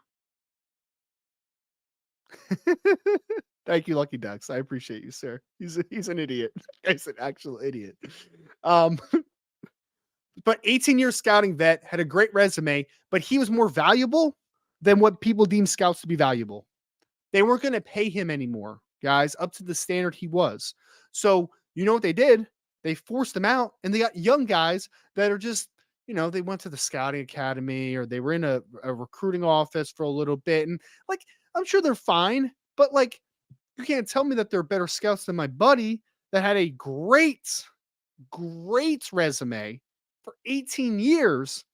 And you're telling me a guy that's fresh in the business first year is more valuable than him. Well, that's basically what the scouting community says, right? And unfortunately, it's just kind of the world we live in, right? Like, when a guy's too valuable and his price tag's too high, usually those guys get cycled out unless they're invaluable, right?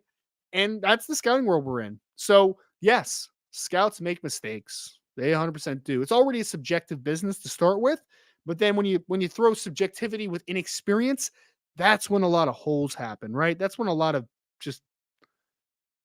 mistakes happen, I should say, right? So, unfortunately, that's the world we live in. But I'm here. I'll tell you this. Testing does matter. Why does testing matter? Because I just told you that the film matters most and always will. Testing matters for verification. That is the main reason for testing. I see a player on film. I think he's a 4.45-ish athlete, which means that I think he projects to be this good on the next level. And I think that he fits our system because X, Y, and Z. And then he goes to combine, he runs 4.67. You're like, oh, did I miss something? Did I miss something? And it always happens.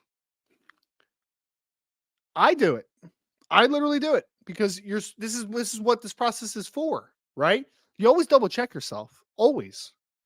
And there's been a majority of times this is what happens in real world for me anyway, and I think for most people it happens.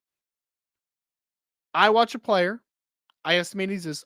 Let me give a real world example, okay? Let me give a real world example. We'll go Notre Dame centric here, I guess. Audric Estimé. Let's go Audric. I watch Audric and I say, I estimate him to be between a 4.55 to 4.58 athlete. That's what I see, right? That's what I see. And that actually is what I see. I wrote it down literally in the scouting notebook I had. Like 4.55 to 4.58 is my estimation. Anything better? Great. Verifies, blah, blah, blah. But if Audric goes to the combine and runs 4.77, like, what? There's numbers that like, I didn't see that, right? I didn't see that on film. So good scouts, good evaluators, you need to go back and watch again to verify you saw what you saw. And usually, typically, what happens is this: is that man, I didn't see that. I go back and watch, and my initial thoughts and my initial evaluation stand because it was like he's just not a good tester, or he's not, he's just not a guy that was good on that particular day, right? And I just believe that that is what the testing process should be, and what most people use it for. Most people, not all people, but most people use it for. But regardless, testing does matter. It shouldn't be everything. And it rarely ever is everything. I fight back on Twitter all the time because there's even some guys that I really respect that do this, like do it like very professionally. That I don't know if you guys know, because I don't know how deep you guys are in the weeds of this, but if you're on Twitter, you've probably have seen it at some point. There's a thing called RAS, where it's a relative athletic score. It's made by Kent Lee Platt, and I think Kent does a great job. But so what it's based upon is basically it's taking the numbers you posted testing wise, and it basically puts you in a historical bucket where it brings out a score that just basically kind of gives you a rating from 0 to 10 as far as what athlete you are historically. So where you rank historically as an athlete at your position. And I've seen some scouts and some evaluators put that directly into their scouting report, and it gives them a bump at the end, one way or the other. It gives them it gives their numerical grade a little bit of a bump. And I hate that so much. Hate it. Hate it so much because if I already looked at a player and said that he is a fast athlete and then he runs fast at the combine, why would I give him a bump in my grade? My grade already reflects that he's fast. That's counting speed twice. That's counting a trait twice. Or the flip side, I thought this kid's a fast athlete. He ran slower, that bumps my grade down. Well, why am I changing my grade? My opinion didn't change on this player. One great thing I was always told by a scout, and this is getting a little bit deeper into the weeds, is that your analysis always comes before your grade. This is what I think people do wrong, right? Is that if people put all their numbers into their grading scale, it all comes out with one grade, and then they write their analysis afterwards, and their analysis doesn't match their grade because their grading scale is off as far as some things are weighted incorrectly, or maybe they have to change a couple of things in their formula. And I've always been told, and I believe this wholeheartedly, you write your opinion on a player and do your analysis first. Then you bring your grade into the thing to make sure it matches your analysis. Your analysis should not match the grade. Your grade should match the analysis. And I hope that makes sense. So I used to be when I was younger, a real stickler on numbers, right? Oh, I want the perfect grading scale, and it's going to spit me out a number, and it's always going to be right. And I've learned that numbers can very much lie. Because what happens is this is a game of evolution. The game changes all the time. So one year, you might look at a trait and be like, that is the most important variable for a corner. But then just 3 years later, it changes because the game has changed. The game has changed. So analysis, then grade. If anybody out there does this themselves or wants to start doing it, that would be my number one thing I will always tell people that want to do evaluations. Always. Always, always, always. You want to be the NFL draft sphere, you want to be in the scouting sphere, whatever.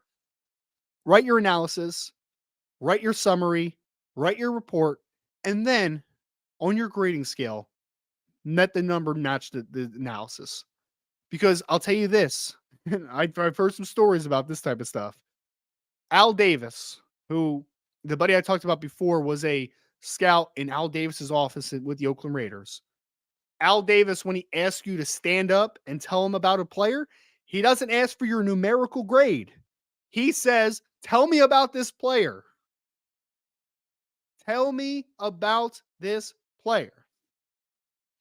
And you get about 60 seconds to tell him about a player. About 60 seconds. Funny story. I'm not going to tell you exactly what Al Davis said.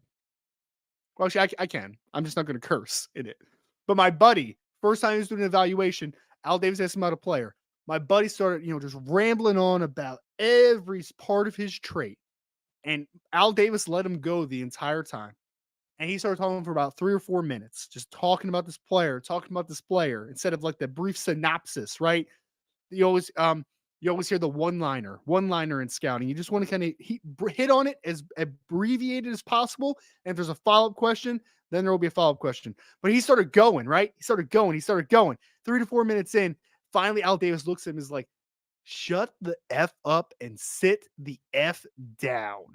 And my buddy, who was probably 23-year-old scout at the time, 22-year-old scout, and it was Al Davis, right? Like living legend Al Davis.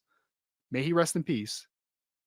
Looked at him, said that, and my buddy turned around, walked away, and sat back down, man, because it was a learning process. And unfortunately, Al was not the easiest person to work for. I think most people can kind of deduce that by just kind of how Al Davis acted all the time. But analysis first, then your grade comes in. People want to know what you think about a player, not what his grading is on the scale.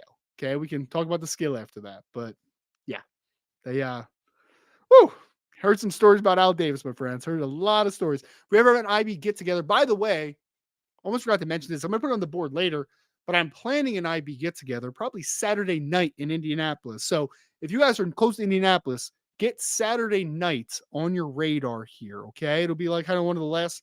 I'll be leaving Monday morning, so I'll be Sunday night, but I'd rather do it Saturday night. So Saturday night in Indianapolis, if you're around, that's kind of what I'm thinking about for an IB get together. And I got some stories, man. I got some stories, especially in that spectrum, especially that.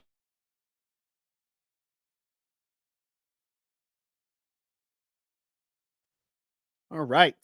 Now let's talk about a couple other things, combine related, and then we're going to get into a mailbag, guys. This stuff's not going to take as much more time,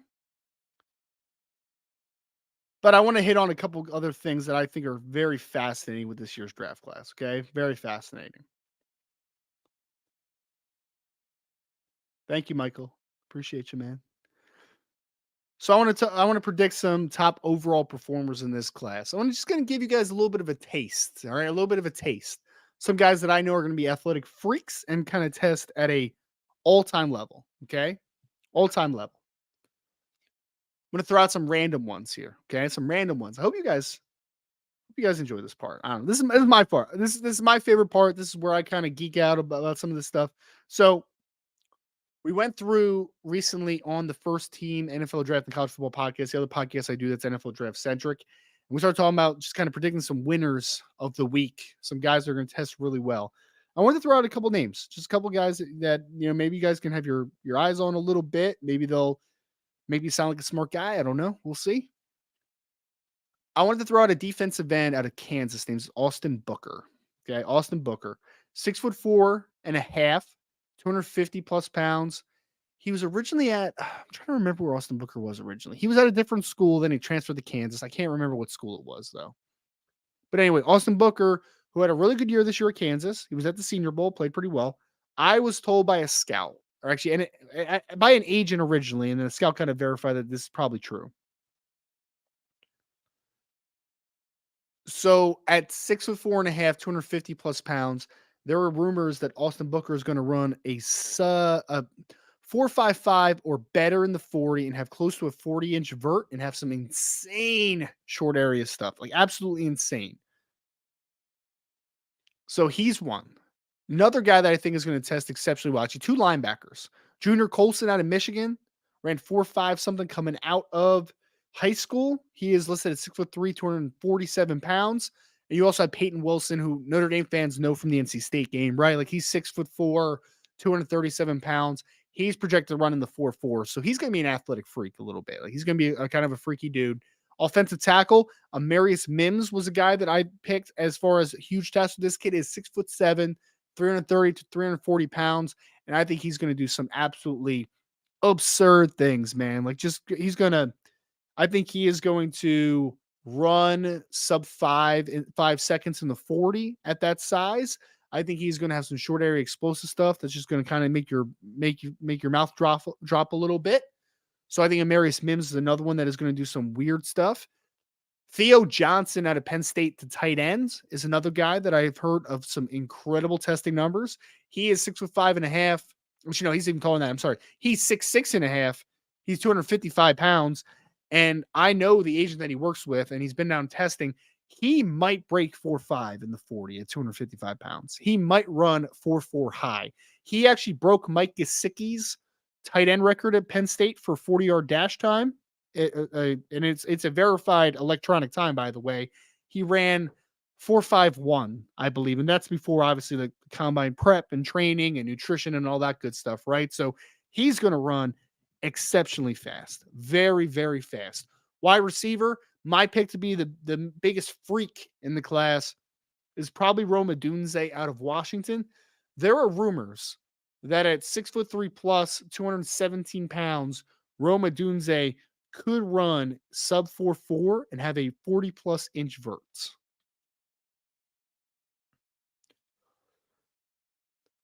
There are a lot of great wide receivers in this class, though. A lot of great wide receivers. Also, Brian Thomas Jr. out of LSU is a kid that I think at 6'4", 200 to 205 pounds is going to run 4.35. That's a number that I've put out in the universe a little bit, the number that I truly believe. So that's a few guys I think are going to be some crazy athletic standouts this draft process, especially at the combine. So make sure you guys keep a look. I know if you're betting people out there, I'm sure there's some over-unders betting wise. I'm sure there's some fastest numbers of positions. Jalen Wright, running back out of Tennessee, by the way, I think is going to run sub 4.4 most likely. So yeah, we'll see, man. We'll see. And then my last one I want to talk about, figuring out the offensive tackle hierarchy. Okay. We've talked about where Joe Alt's standing is in the 2024 offensive tackle class in the NFL draft. But there are a string of incredibly talented offensive tackles that are going to be in contention at the top of the class. Olu Fashanu out of Penn State is a name that you guys have probably heard a ton at this point.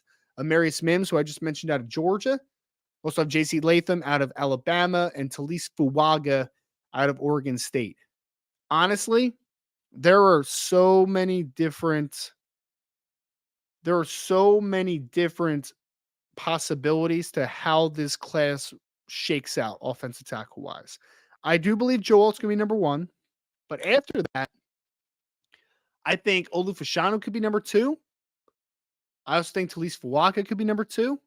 There's a world that Amarius Mims number two, and Mel Kiper Jr. And again, grain of salt with Mel sometimes, but Mel Kiper Jr. had J.C. Latham as the 5th overall pick in the 2024 NFL draft in his latest mock draft. So it's going to be interesting, man. It's going to be interesting. That's pretty much the consensus top 5 offensive tackles, though. The question is, how do they come off the board? And it's going to be something that's going to be worth watching tremendously because all those kids, guys, listen to the size on these players. It's absolutely insane to think about. So Joe Alt, 6'8", 322. Olu Fashanu, 6'6", 315 plus, 320, somewhere in that ballpark. Then you have Talise Fuaga, who is 6'6", 335 pounds. Then you have Amarius Mims, who is 6'7", 335, 340. And you have J.C. Latham, who is 6'6", 360 pounds listed. Crazy, man. Crazy size profiles, these dudes. Literally, the smallest guy is Olu Fashanu at 6'6". Oh, Michael, you're being crazy in the chat, man. Smallest guy's gonna be Olufin Shadow at 6'6" and 310 to 320 pounds. Yeah. So offensive tackle hierarchy is going to be fascinating. I'm going to get into the mailbag though next, guys, because man, Michael's getting crazy in the chat, guys. I know he is just he's jonesing for some mailbag questions. So a lot of mailbags in here, guys. You can drop some more in. First time doing mailbags with us. Make sure you hit MB before the question, mailbag before the question.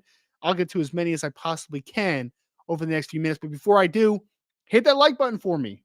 Make sure that you're subscribed to the podcast. Make sure you hit that notification bell as well if you're listening to me live on YouTube. If you're listening to me live on your favorite podcast platform, whether it's Apple, Spotify, or anything in between, make sure you're subscribed.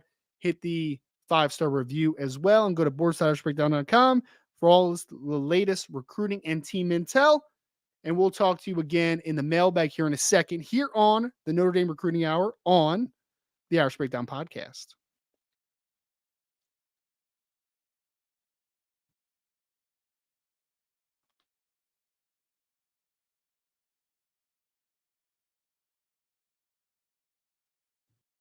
I'm ready. Let's do it. I'm ready. All right. I wanted to answer this one by Michael because Michael was getting wild in the chat, man. So let's start with the wildness here. Michael said Ohio State wide receiver Marvin Harrison Jr. can't run a 4.3, and I told everyone that you would never see it.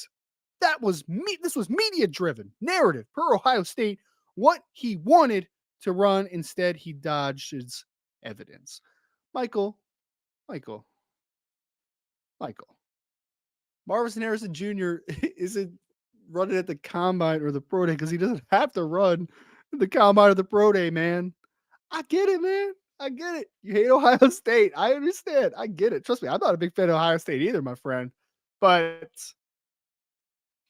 Marvin Harrison Jr. is very good, man. Like, he's going to be a top 4 pick, most likely in this draft. Do I think he would have run 4.3? Maybe. I would have guessed more 4.42 to 4.44, but regardless, he's fast, man. Like, he can run, right? Like, he can run. But let's take it down a couple notches, man. Marvin Harrison Jr. didn't have to run. He chose not to run. It's not a big deal. My friend. I see you though, Michael. I see you, brother. I see you on Twitter fighting the fight with the Ohio State fans, man. I see it. It's hilarious too. But much respect, Michael. Much respect, man. You just couple notches, man. Couple notches. I have ADHD, Michael. Don't know if you have it, but some good coffee in me, man, kind of settles me down a little bit. I don't know if people knew that out there, but apparently when you have ADHD, when you're not treated for ADHD, apparently caffeine has a reverse effect on a lot of people and has on me. Like I could literally drink a cup of coffee at 10 o'clock at night and I could be in bed at 10:20, like out like a light. So I don't know, Michael. We just need to chill, man. It's all good. We're all good here, man. We're all good. But let's get into some other questions here, man. Which just getting it started hot, brother. Started hot.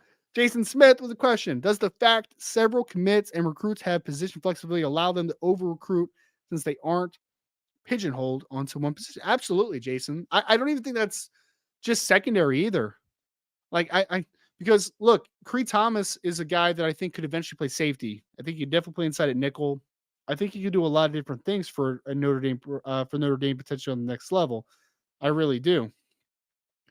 But I would also say this is that I think of linebacker for a second, right? Where linebacker is a spot where you are right now, because a lot of people would technically put Dominic Hulak in like the classification of linebacker, and he doesn't really count either way, in my opinion. He doesn't. Like Dominic Hulak's not going to stop you from taking another Viper if you wanted, right? It's not going to stop you from taking a 4th linebacker if you wanted. Like he is a guy that can kind of fit into a bunch of different areas. So yeah, I think he provides a ton of flexibility. I think Joseph Reif is another guy that Joseph Reif thinks.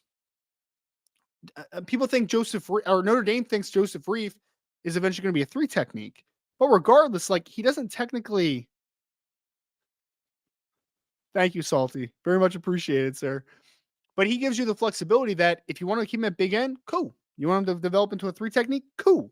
He's got the upside to play multiple spots, which absolutely gives you flexibility.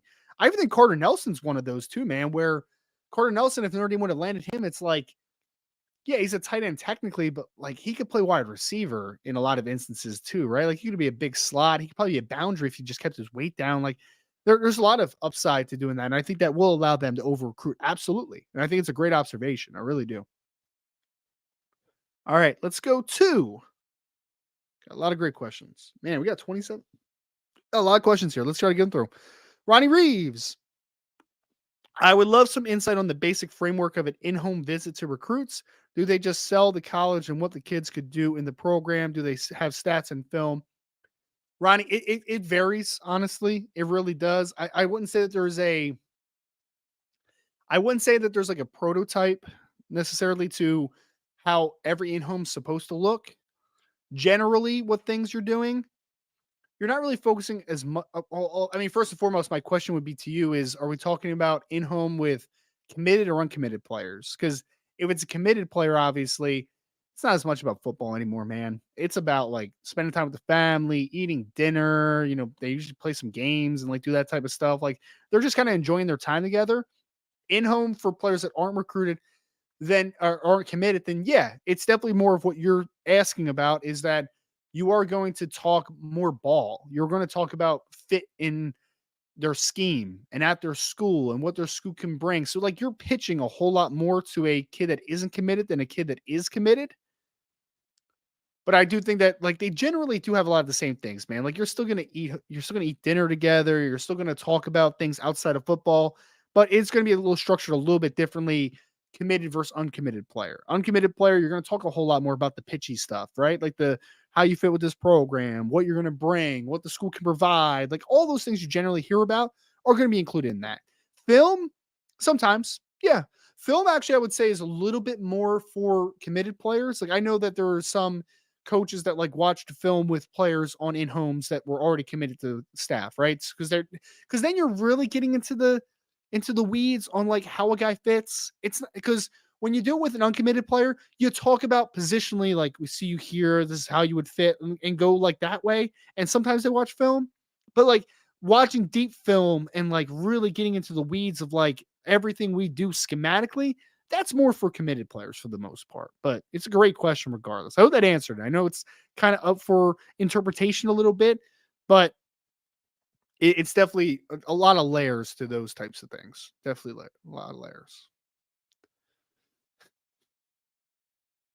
And you guys are crazy. Salty, you're crazy, man. You're a crazy guy in the chat sometimes. A little bit crazy. So yeah, I hope you're coming out to the IB get together out in Indy, by the way, man. Hope you get out there. Whiskey's on you, my friend. Whiskey is on you. All right, Jason Smith, mailbag. With it looking like Notre Dame is starting to go above expected numbers, how important is it to get guys that are versatile or have position flexibility and not be pigeon? Oh, wait. Oh, sorry. I just read that one. What am I doing? My bad. Very important. Very important. Sorry about that. We had Rob Osgood, recruiting question. With Coach McCullough as the secondary Coach Mickens as the secondary coach, what type of safeties do you think he will be after? Same as before, or ones with different abilities, more like cornerbacks? That's a great question, Rob. And unfortunately, I don't have the answer to it right now. I don't. Because 2025 is the class that we know most about right now. And right now, you have two safeties that are already committed in the class.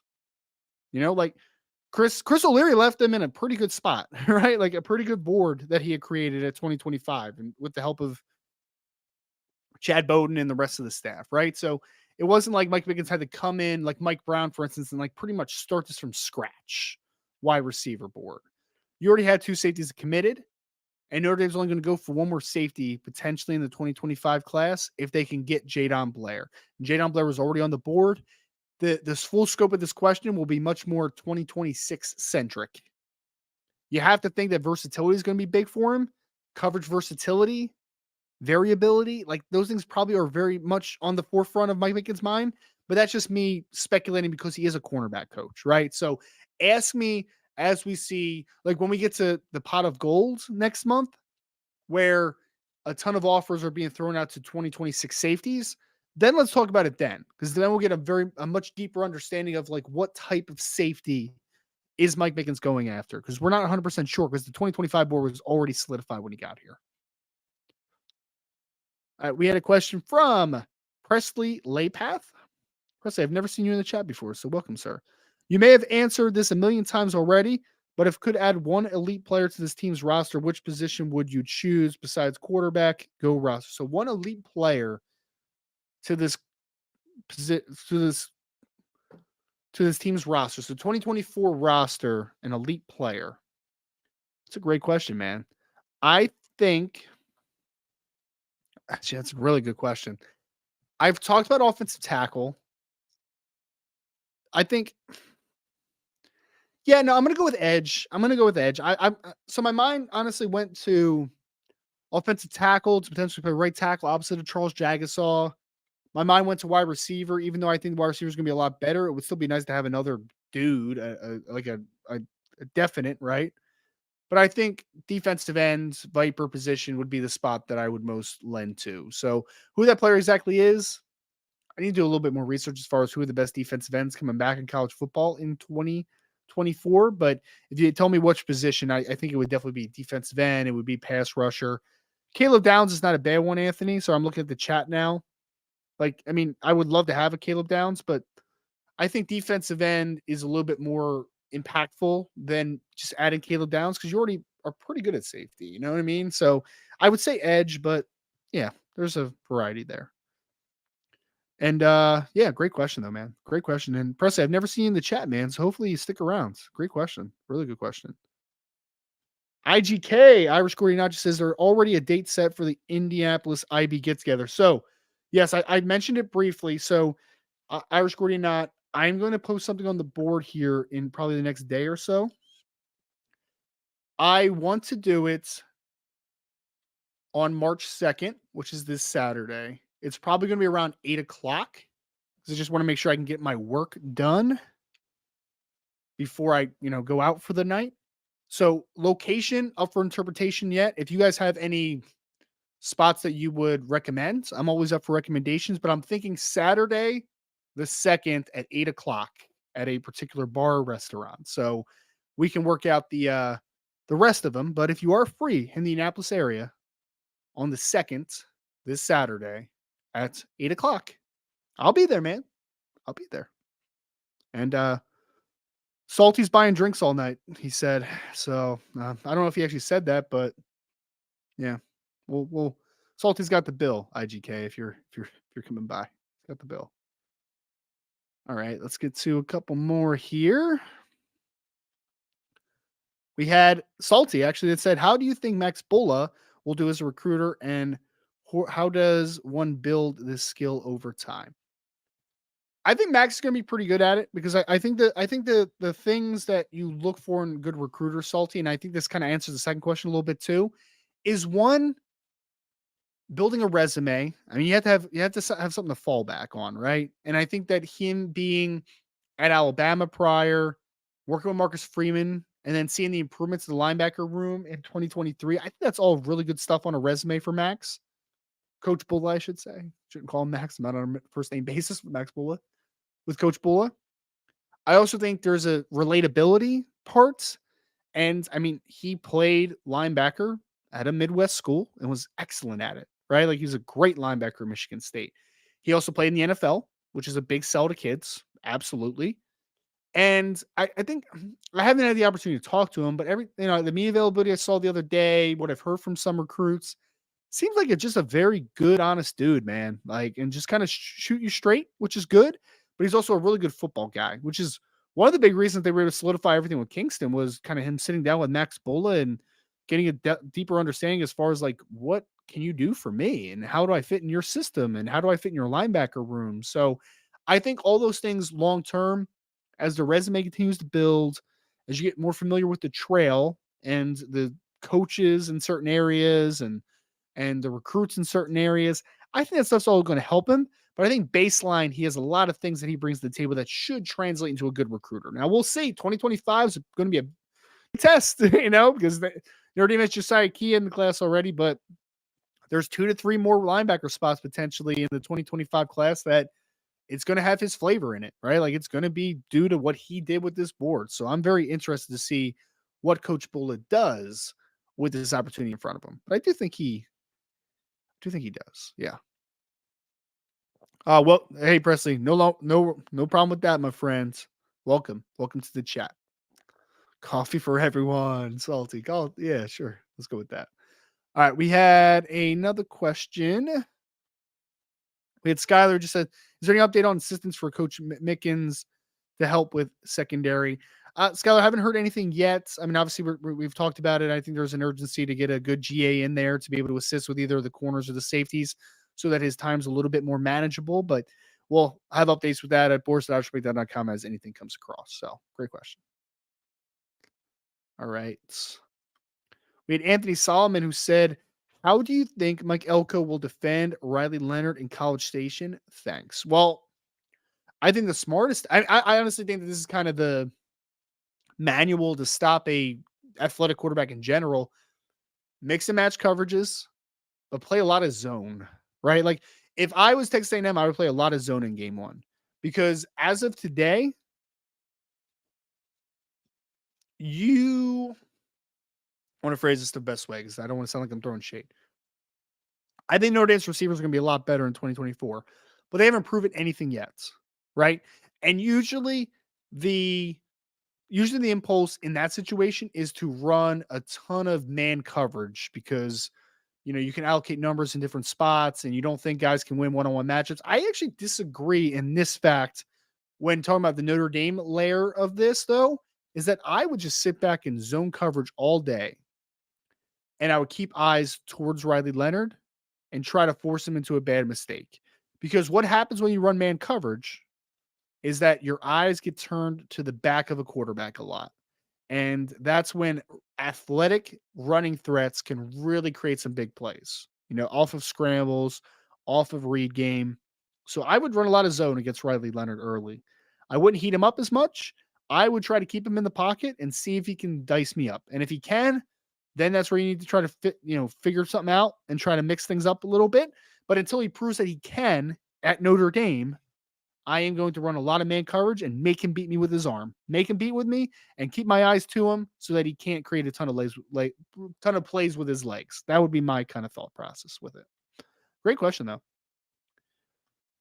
We had a question from Ronnie Reeves. I don't want to talk about this one, Ronnie, but we'll get through it, man. We'll get through it. Said if Deuce Knight happens to decommit, do you know what Notre Dame's plans would be?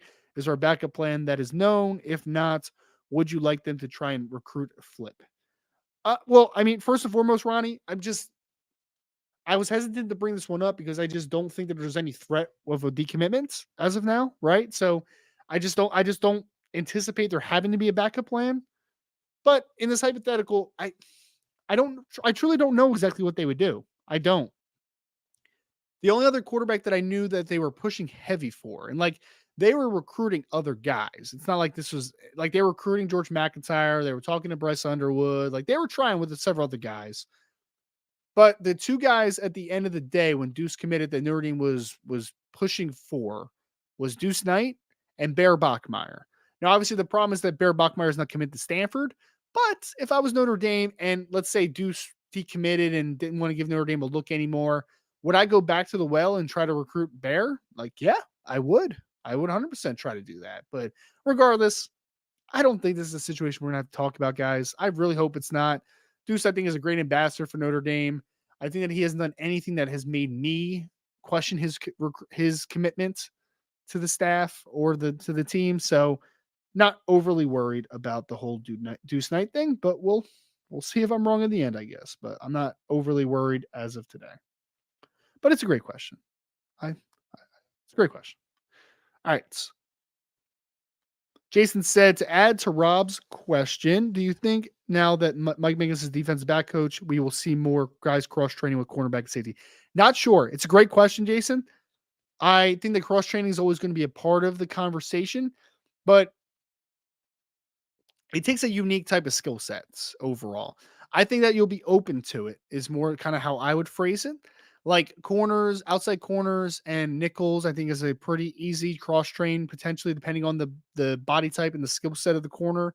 I would say there's some safeties though, like Ivan Taylor in 2025 is one where Ivan could definitely play nickel at Notre Dame. He could definitely play safety. So would he be a cross training type of dude? think it's possible. I think it's possible. So we'll see if the uptick happens, but I haven't had any, any intel as far as like if that's a thing that they'd be like really open to or not. I mean, we'll just see how the process plays out. All right. Adam Shipley said, let's talk about what's important here. First team in college football 25, you are starting a dynasty with Notre Dame or building a small school. I always like to build up the small schools, Adam. It's just kind of my preference. I mean, I used to use Navy or like um Akron or like someone like that, right? Navy was fun because Navy, for whatever reason, I don't know if it was the triple option thing or whatever, but Navy always you can get Navy really good in like 3 to 4 years. Like somehow you could turn Navy around into a national power in a very short amount of time. So I'm typically a other school than Notre Dame guy, right? Like I typically am. Notre Dame's cool to play with. I'm more like a so if I'm just playing a one-off game against a friend or something like that, just in exhibition mode or whatever, I'll play with Notre Dame more often than that. But if I'm a dynasty mode guy, a guy that's really kind of a building a franchise, however you want to phrase it, then I usually go with a smaller school and kind of build it up. I like to do the recruiting thing and redshirt a bunch and get a really epic team by like year 3, year 4. That's kind of where I typically like to go. All right.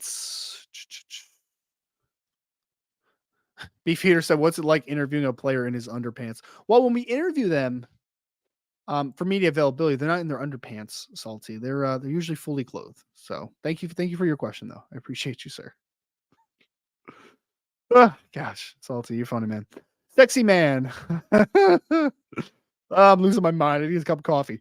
Now that the courts have made the NCAA powerless and pertains to NIL and colleges can now pay for players, when will Notre Dame start paying for the top players?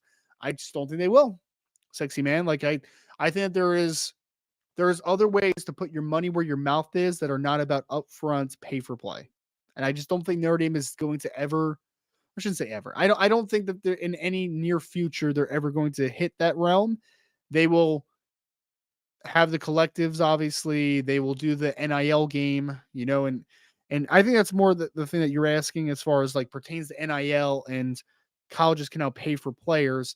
Like again, we need to separate those two things. Pay for play and NIL are not the same thing. I think Notre Dame will be fully on board with NIL side of things and helping players maximize their name, image, and likeness. But I just don't think they're ever going to be the upfront payoff team. Like I just don't ever anticipate them being that type of team. But we'll see if that ever changes.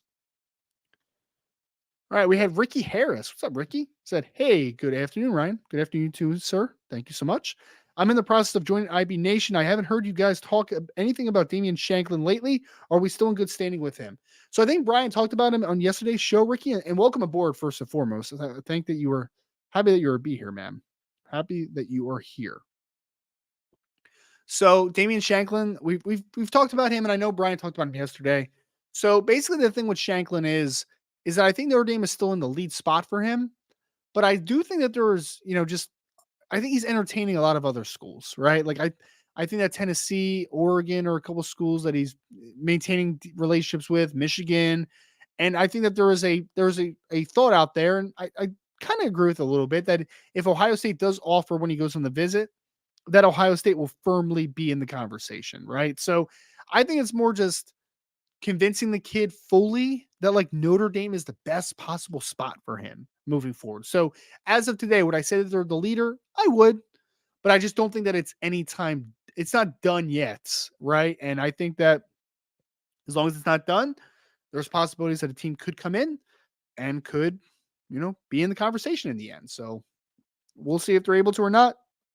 But it's just one of those where you have to kind of fend off some really good teams, and we'll see if they're able to. Especially if Ohio State offers, I think that's where you get a little nervous if you're Notre Dame. But we'll see. We shall see. All right, we had a super chat, first super chat of the day. Thank you so much, Anthony Solomon. Anthony, thank you. Really appreciate it, man. Thanks for the show today, Anthony. Thank you for being here, man. Very much appreciated as always. Thank you.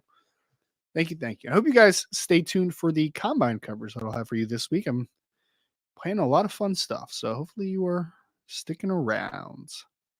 All right, we answered that one already. Going to go back to Sexy Man. Sexy Man says, when was the last time Notre Dame got a top 50 safety and a top 50 cornerback from Florida? Love Marcus Freeman.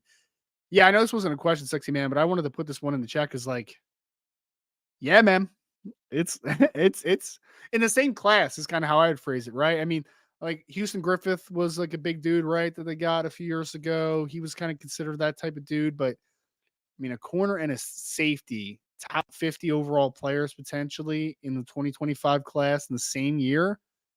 That's a rarity, man. It is rare because Notre Dame's had some trouble in the state of Florida in general. So being able to do that back to back, that's it's tough, man. That's a good situation to be in. So yeah, Marcus Freeman, the staff has definitely put in some work in the state of Florida this class. There's no doubt about that. Nathan Milton just had a follow-up, says, with Damian Shanklin, why is Ohio State a team to worry about if they offer? Because he's very high on Ohio State. I think it's a team that he definitely likes, right? So I think that they are a school that he would consider heavily. I just know that he has interest in Ohio State. So if Ohio State offers, I think that they would be in the conversation with them for sure. So just another team that you have to fend off, Nathan. It's not like if Ohio State offers, it's over type of situation. I'm not saying that. I'm just saying like they'll be in the conversation if he does offer. They do offer. Oh, Antoine Jackson's in the chat. What's up, Antoine? What's up, my guy? All right, let's get to some more questions here.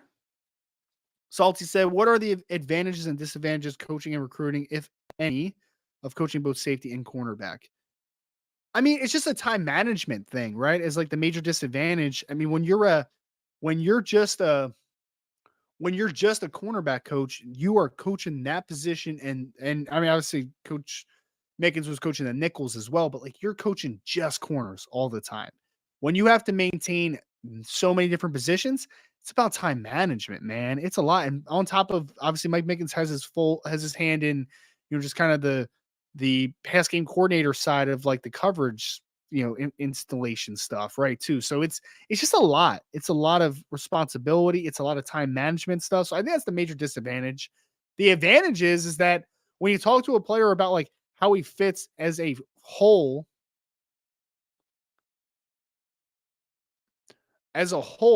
you can talk about, who I'm recruiting in the entire class and how it potentially fits and all those types of things, right? So I think that he is definitely a guy that can pitch the whole secondary, how everything fits together, how the whole class together is instrumental to Notre Dame taking the step to the next level. Like that's the major pitch thing.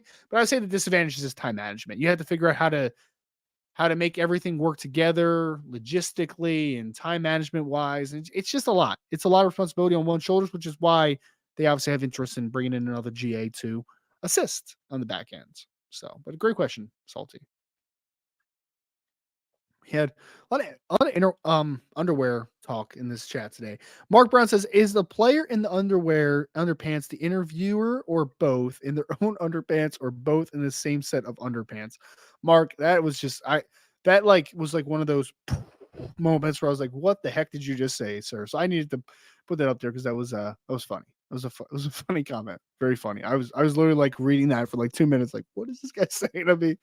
We have Beefeater says, when interviewing a player in his underwear uniform, are the most common topics usually about chafing and wedgies? No, they're not. They're usually about football related things. Thank you so much. And I hope we could. All right. And there's more underwear questions that I started here. Well, all right. We're moving past the underwear question, guys. We're moving past it. Okay. Moving past it. We don't interview anybody in their underwear. They just work out in their underwear, basically. But yeah. Ugh.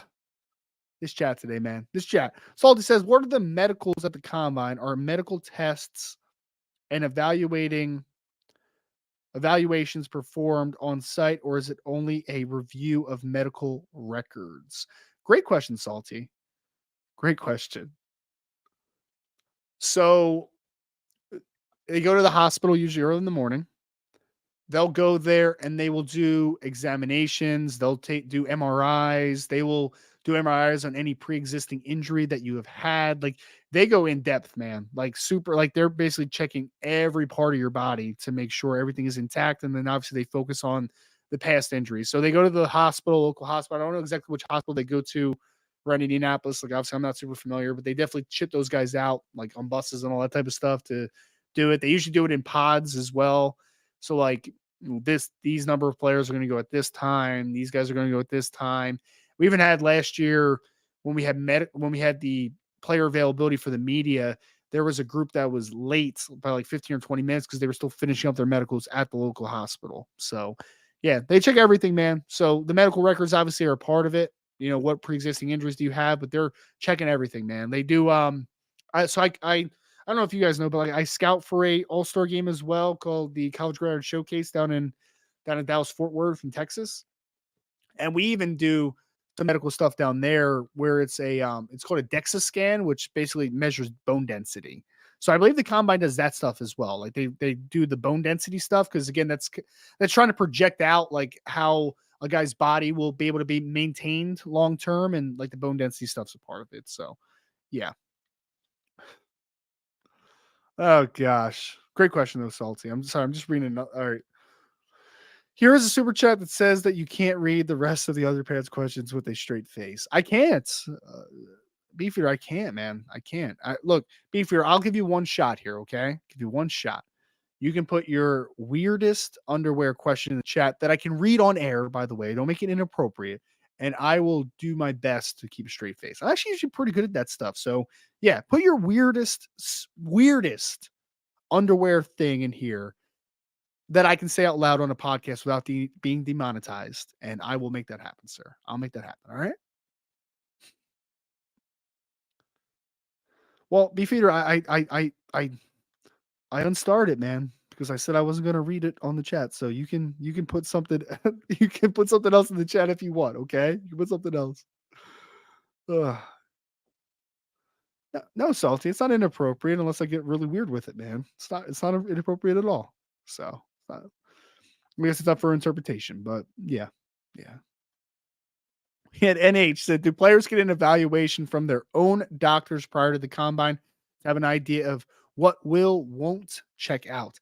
Yeah, for the most part, the feedback goes to they'll get some feedback in it. Their agents will also get feedback in it. It is like open. It's open information. Like it's not a like super hush hush. Like they'll know about it. The key is that most guys don't want it getting out to the media because media runs with all those stories types of things. So yeah, they'll know if they have a something that didn't pass medicals or there's a medical recheck that needs to happen or there's a red flag. Like they'll know it. They will. But another great question, man. Great question. All right. So did Beefeater get something good in here?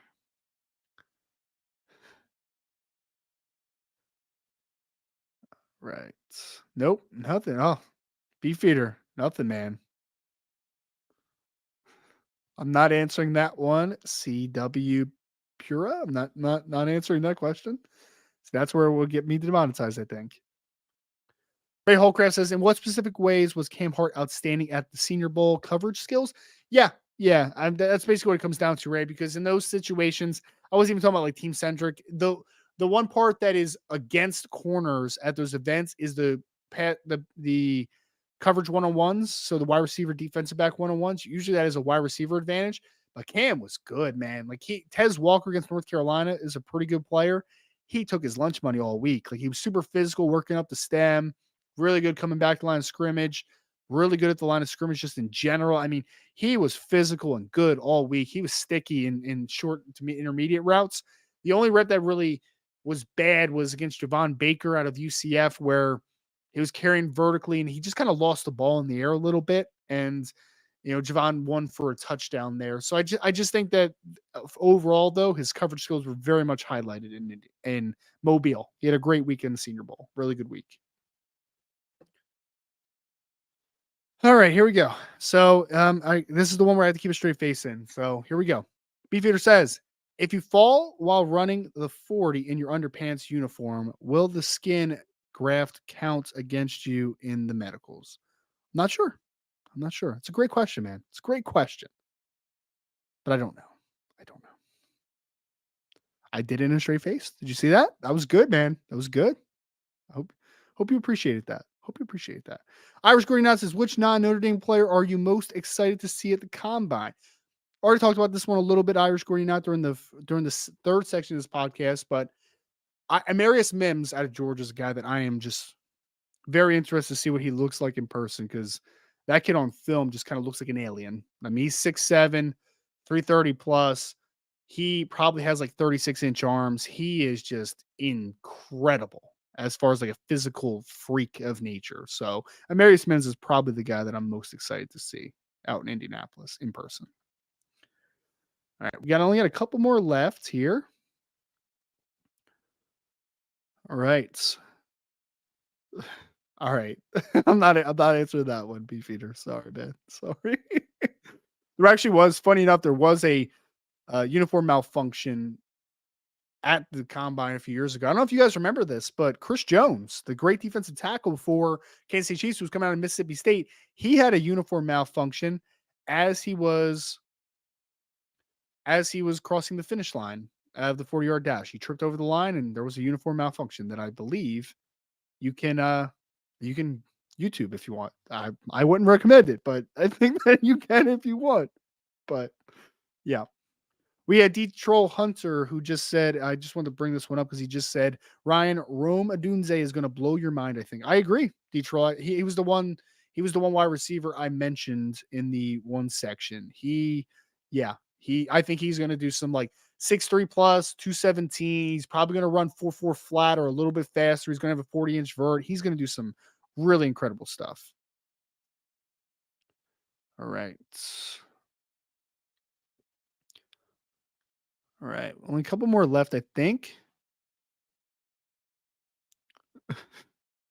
Oh, that was the one I just answered about from Beefeater. Thank gosh, I'm done. All right. Beefeater says, how many hot dogs is Audric Estimé going to eat before the 40? Man, he should eat like 20. I don't know, man. Whatever gets him down into the 4.4s. That would be great, right? But yeah. Obviously joking about the NC State run, after the delay there, but I think Audric will be eating a lot after running, because I think that he's going to run pretty well. So we'll see. We shall see. I have one more question. Let me just make sure I don't have any more mailbag questions. Hit 22 miles per hour at NC State. Was that what he did? It's impressive, man. It's really impressive. All right. All right. My forehead wants to know the hotel situation looked like for this weekend. I do consulting for RPM Data. We work with a lot of agents in the NFL draft space, and we have a Airbnb that is rented out. So we'll be staying at Airbnb this weekend, or this week, I guess, into the weekend. And the last question is from Wade Garris. What do you think is the deepest and weakest positions for the NFL draft this season? Hope all is well, Ryan. It is, Wade. I hope all is well with you too, my friend. Thank you so much. Strongest positions. Offensive tackle at the top is fantastic. Wide receiver is very good up top and extremely deep. Defensively, I think corner is a really good position. Interior defensive line is deep. If you had to ask me what is the best overall position, I would probably say wide receiver followed by offensive tackle. I think that those are the strongest this year. Weakest, tight end after Brock Bowers is terrible. I mean, like Jatavion Sanders from Texas is good, but after that, you're like a bunch of gambles. Really, I mean, just not a very good tight end group. Tight end group is bad this year, in my opinion. Let me think who else. Safety is weak. Yeah, those are probably the two worst. I think safety and tight end this year are not the spots you want to have to find players, because it's just not a great year. Not a great year. Folks, I want to thank you all so much again for joining the Irish Breakdown podcast today. Before you leave, I hope you had a good time. And I hope that you could please just hit that like button for me and subscribe to the podcast. If you're listening on your favorite podcast platform, or even if you're not, just go to your favorite podcast platform and give me a 5-star review and say Ryan's the best, favorite host on IB. You just talk me up a little bit. I really appreciate that. Also go to boardsirishbreakdown.com. Combine the rest of the week. I'll have a lot of coverage. I'll have videos for you all. I'll have written content. I'll have interviews. Going to do it up big. Thank you all again for joining me here on the Notre Dame Recruiting Hour. We'll talk to you again very soon here on the Irish Breakdown podcast.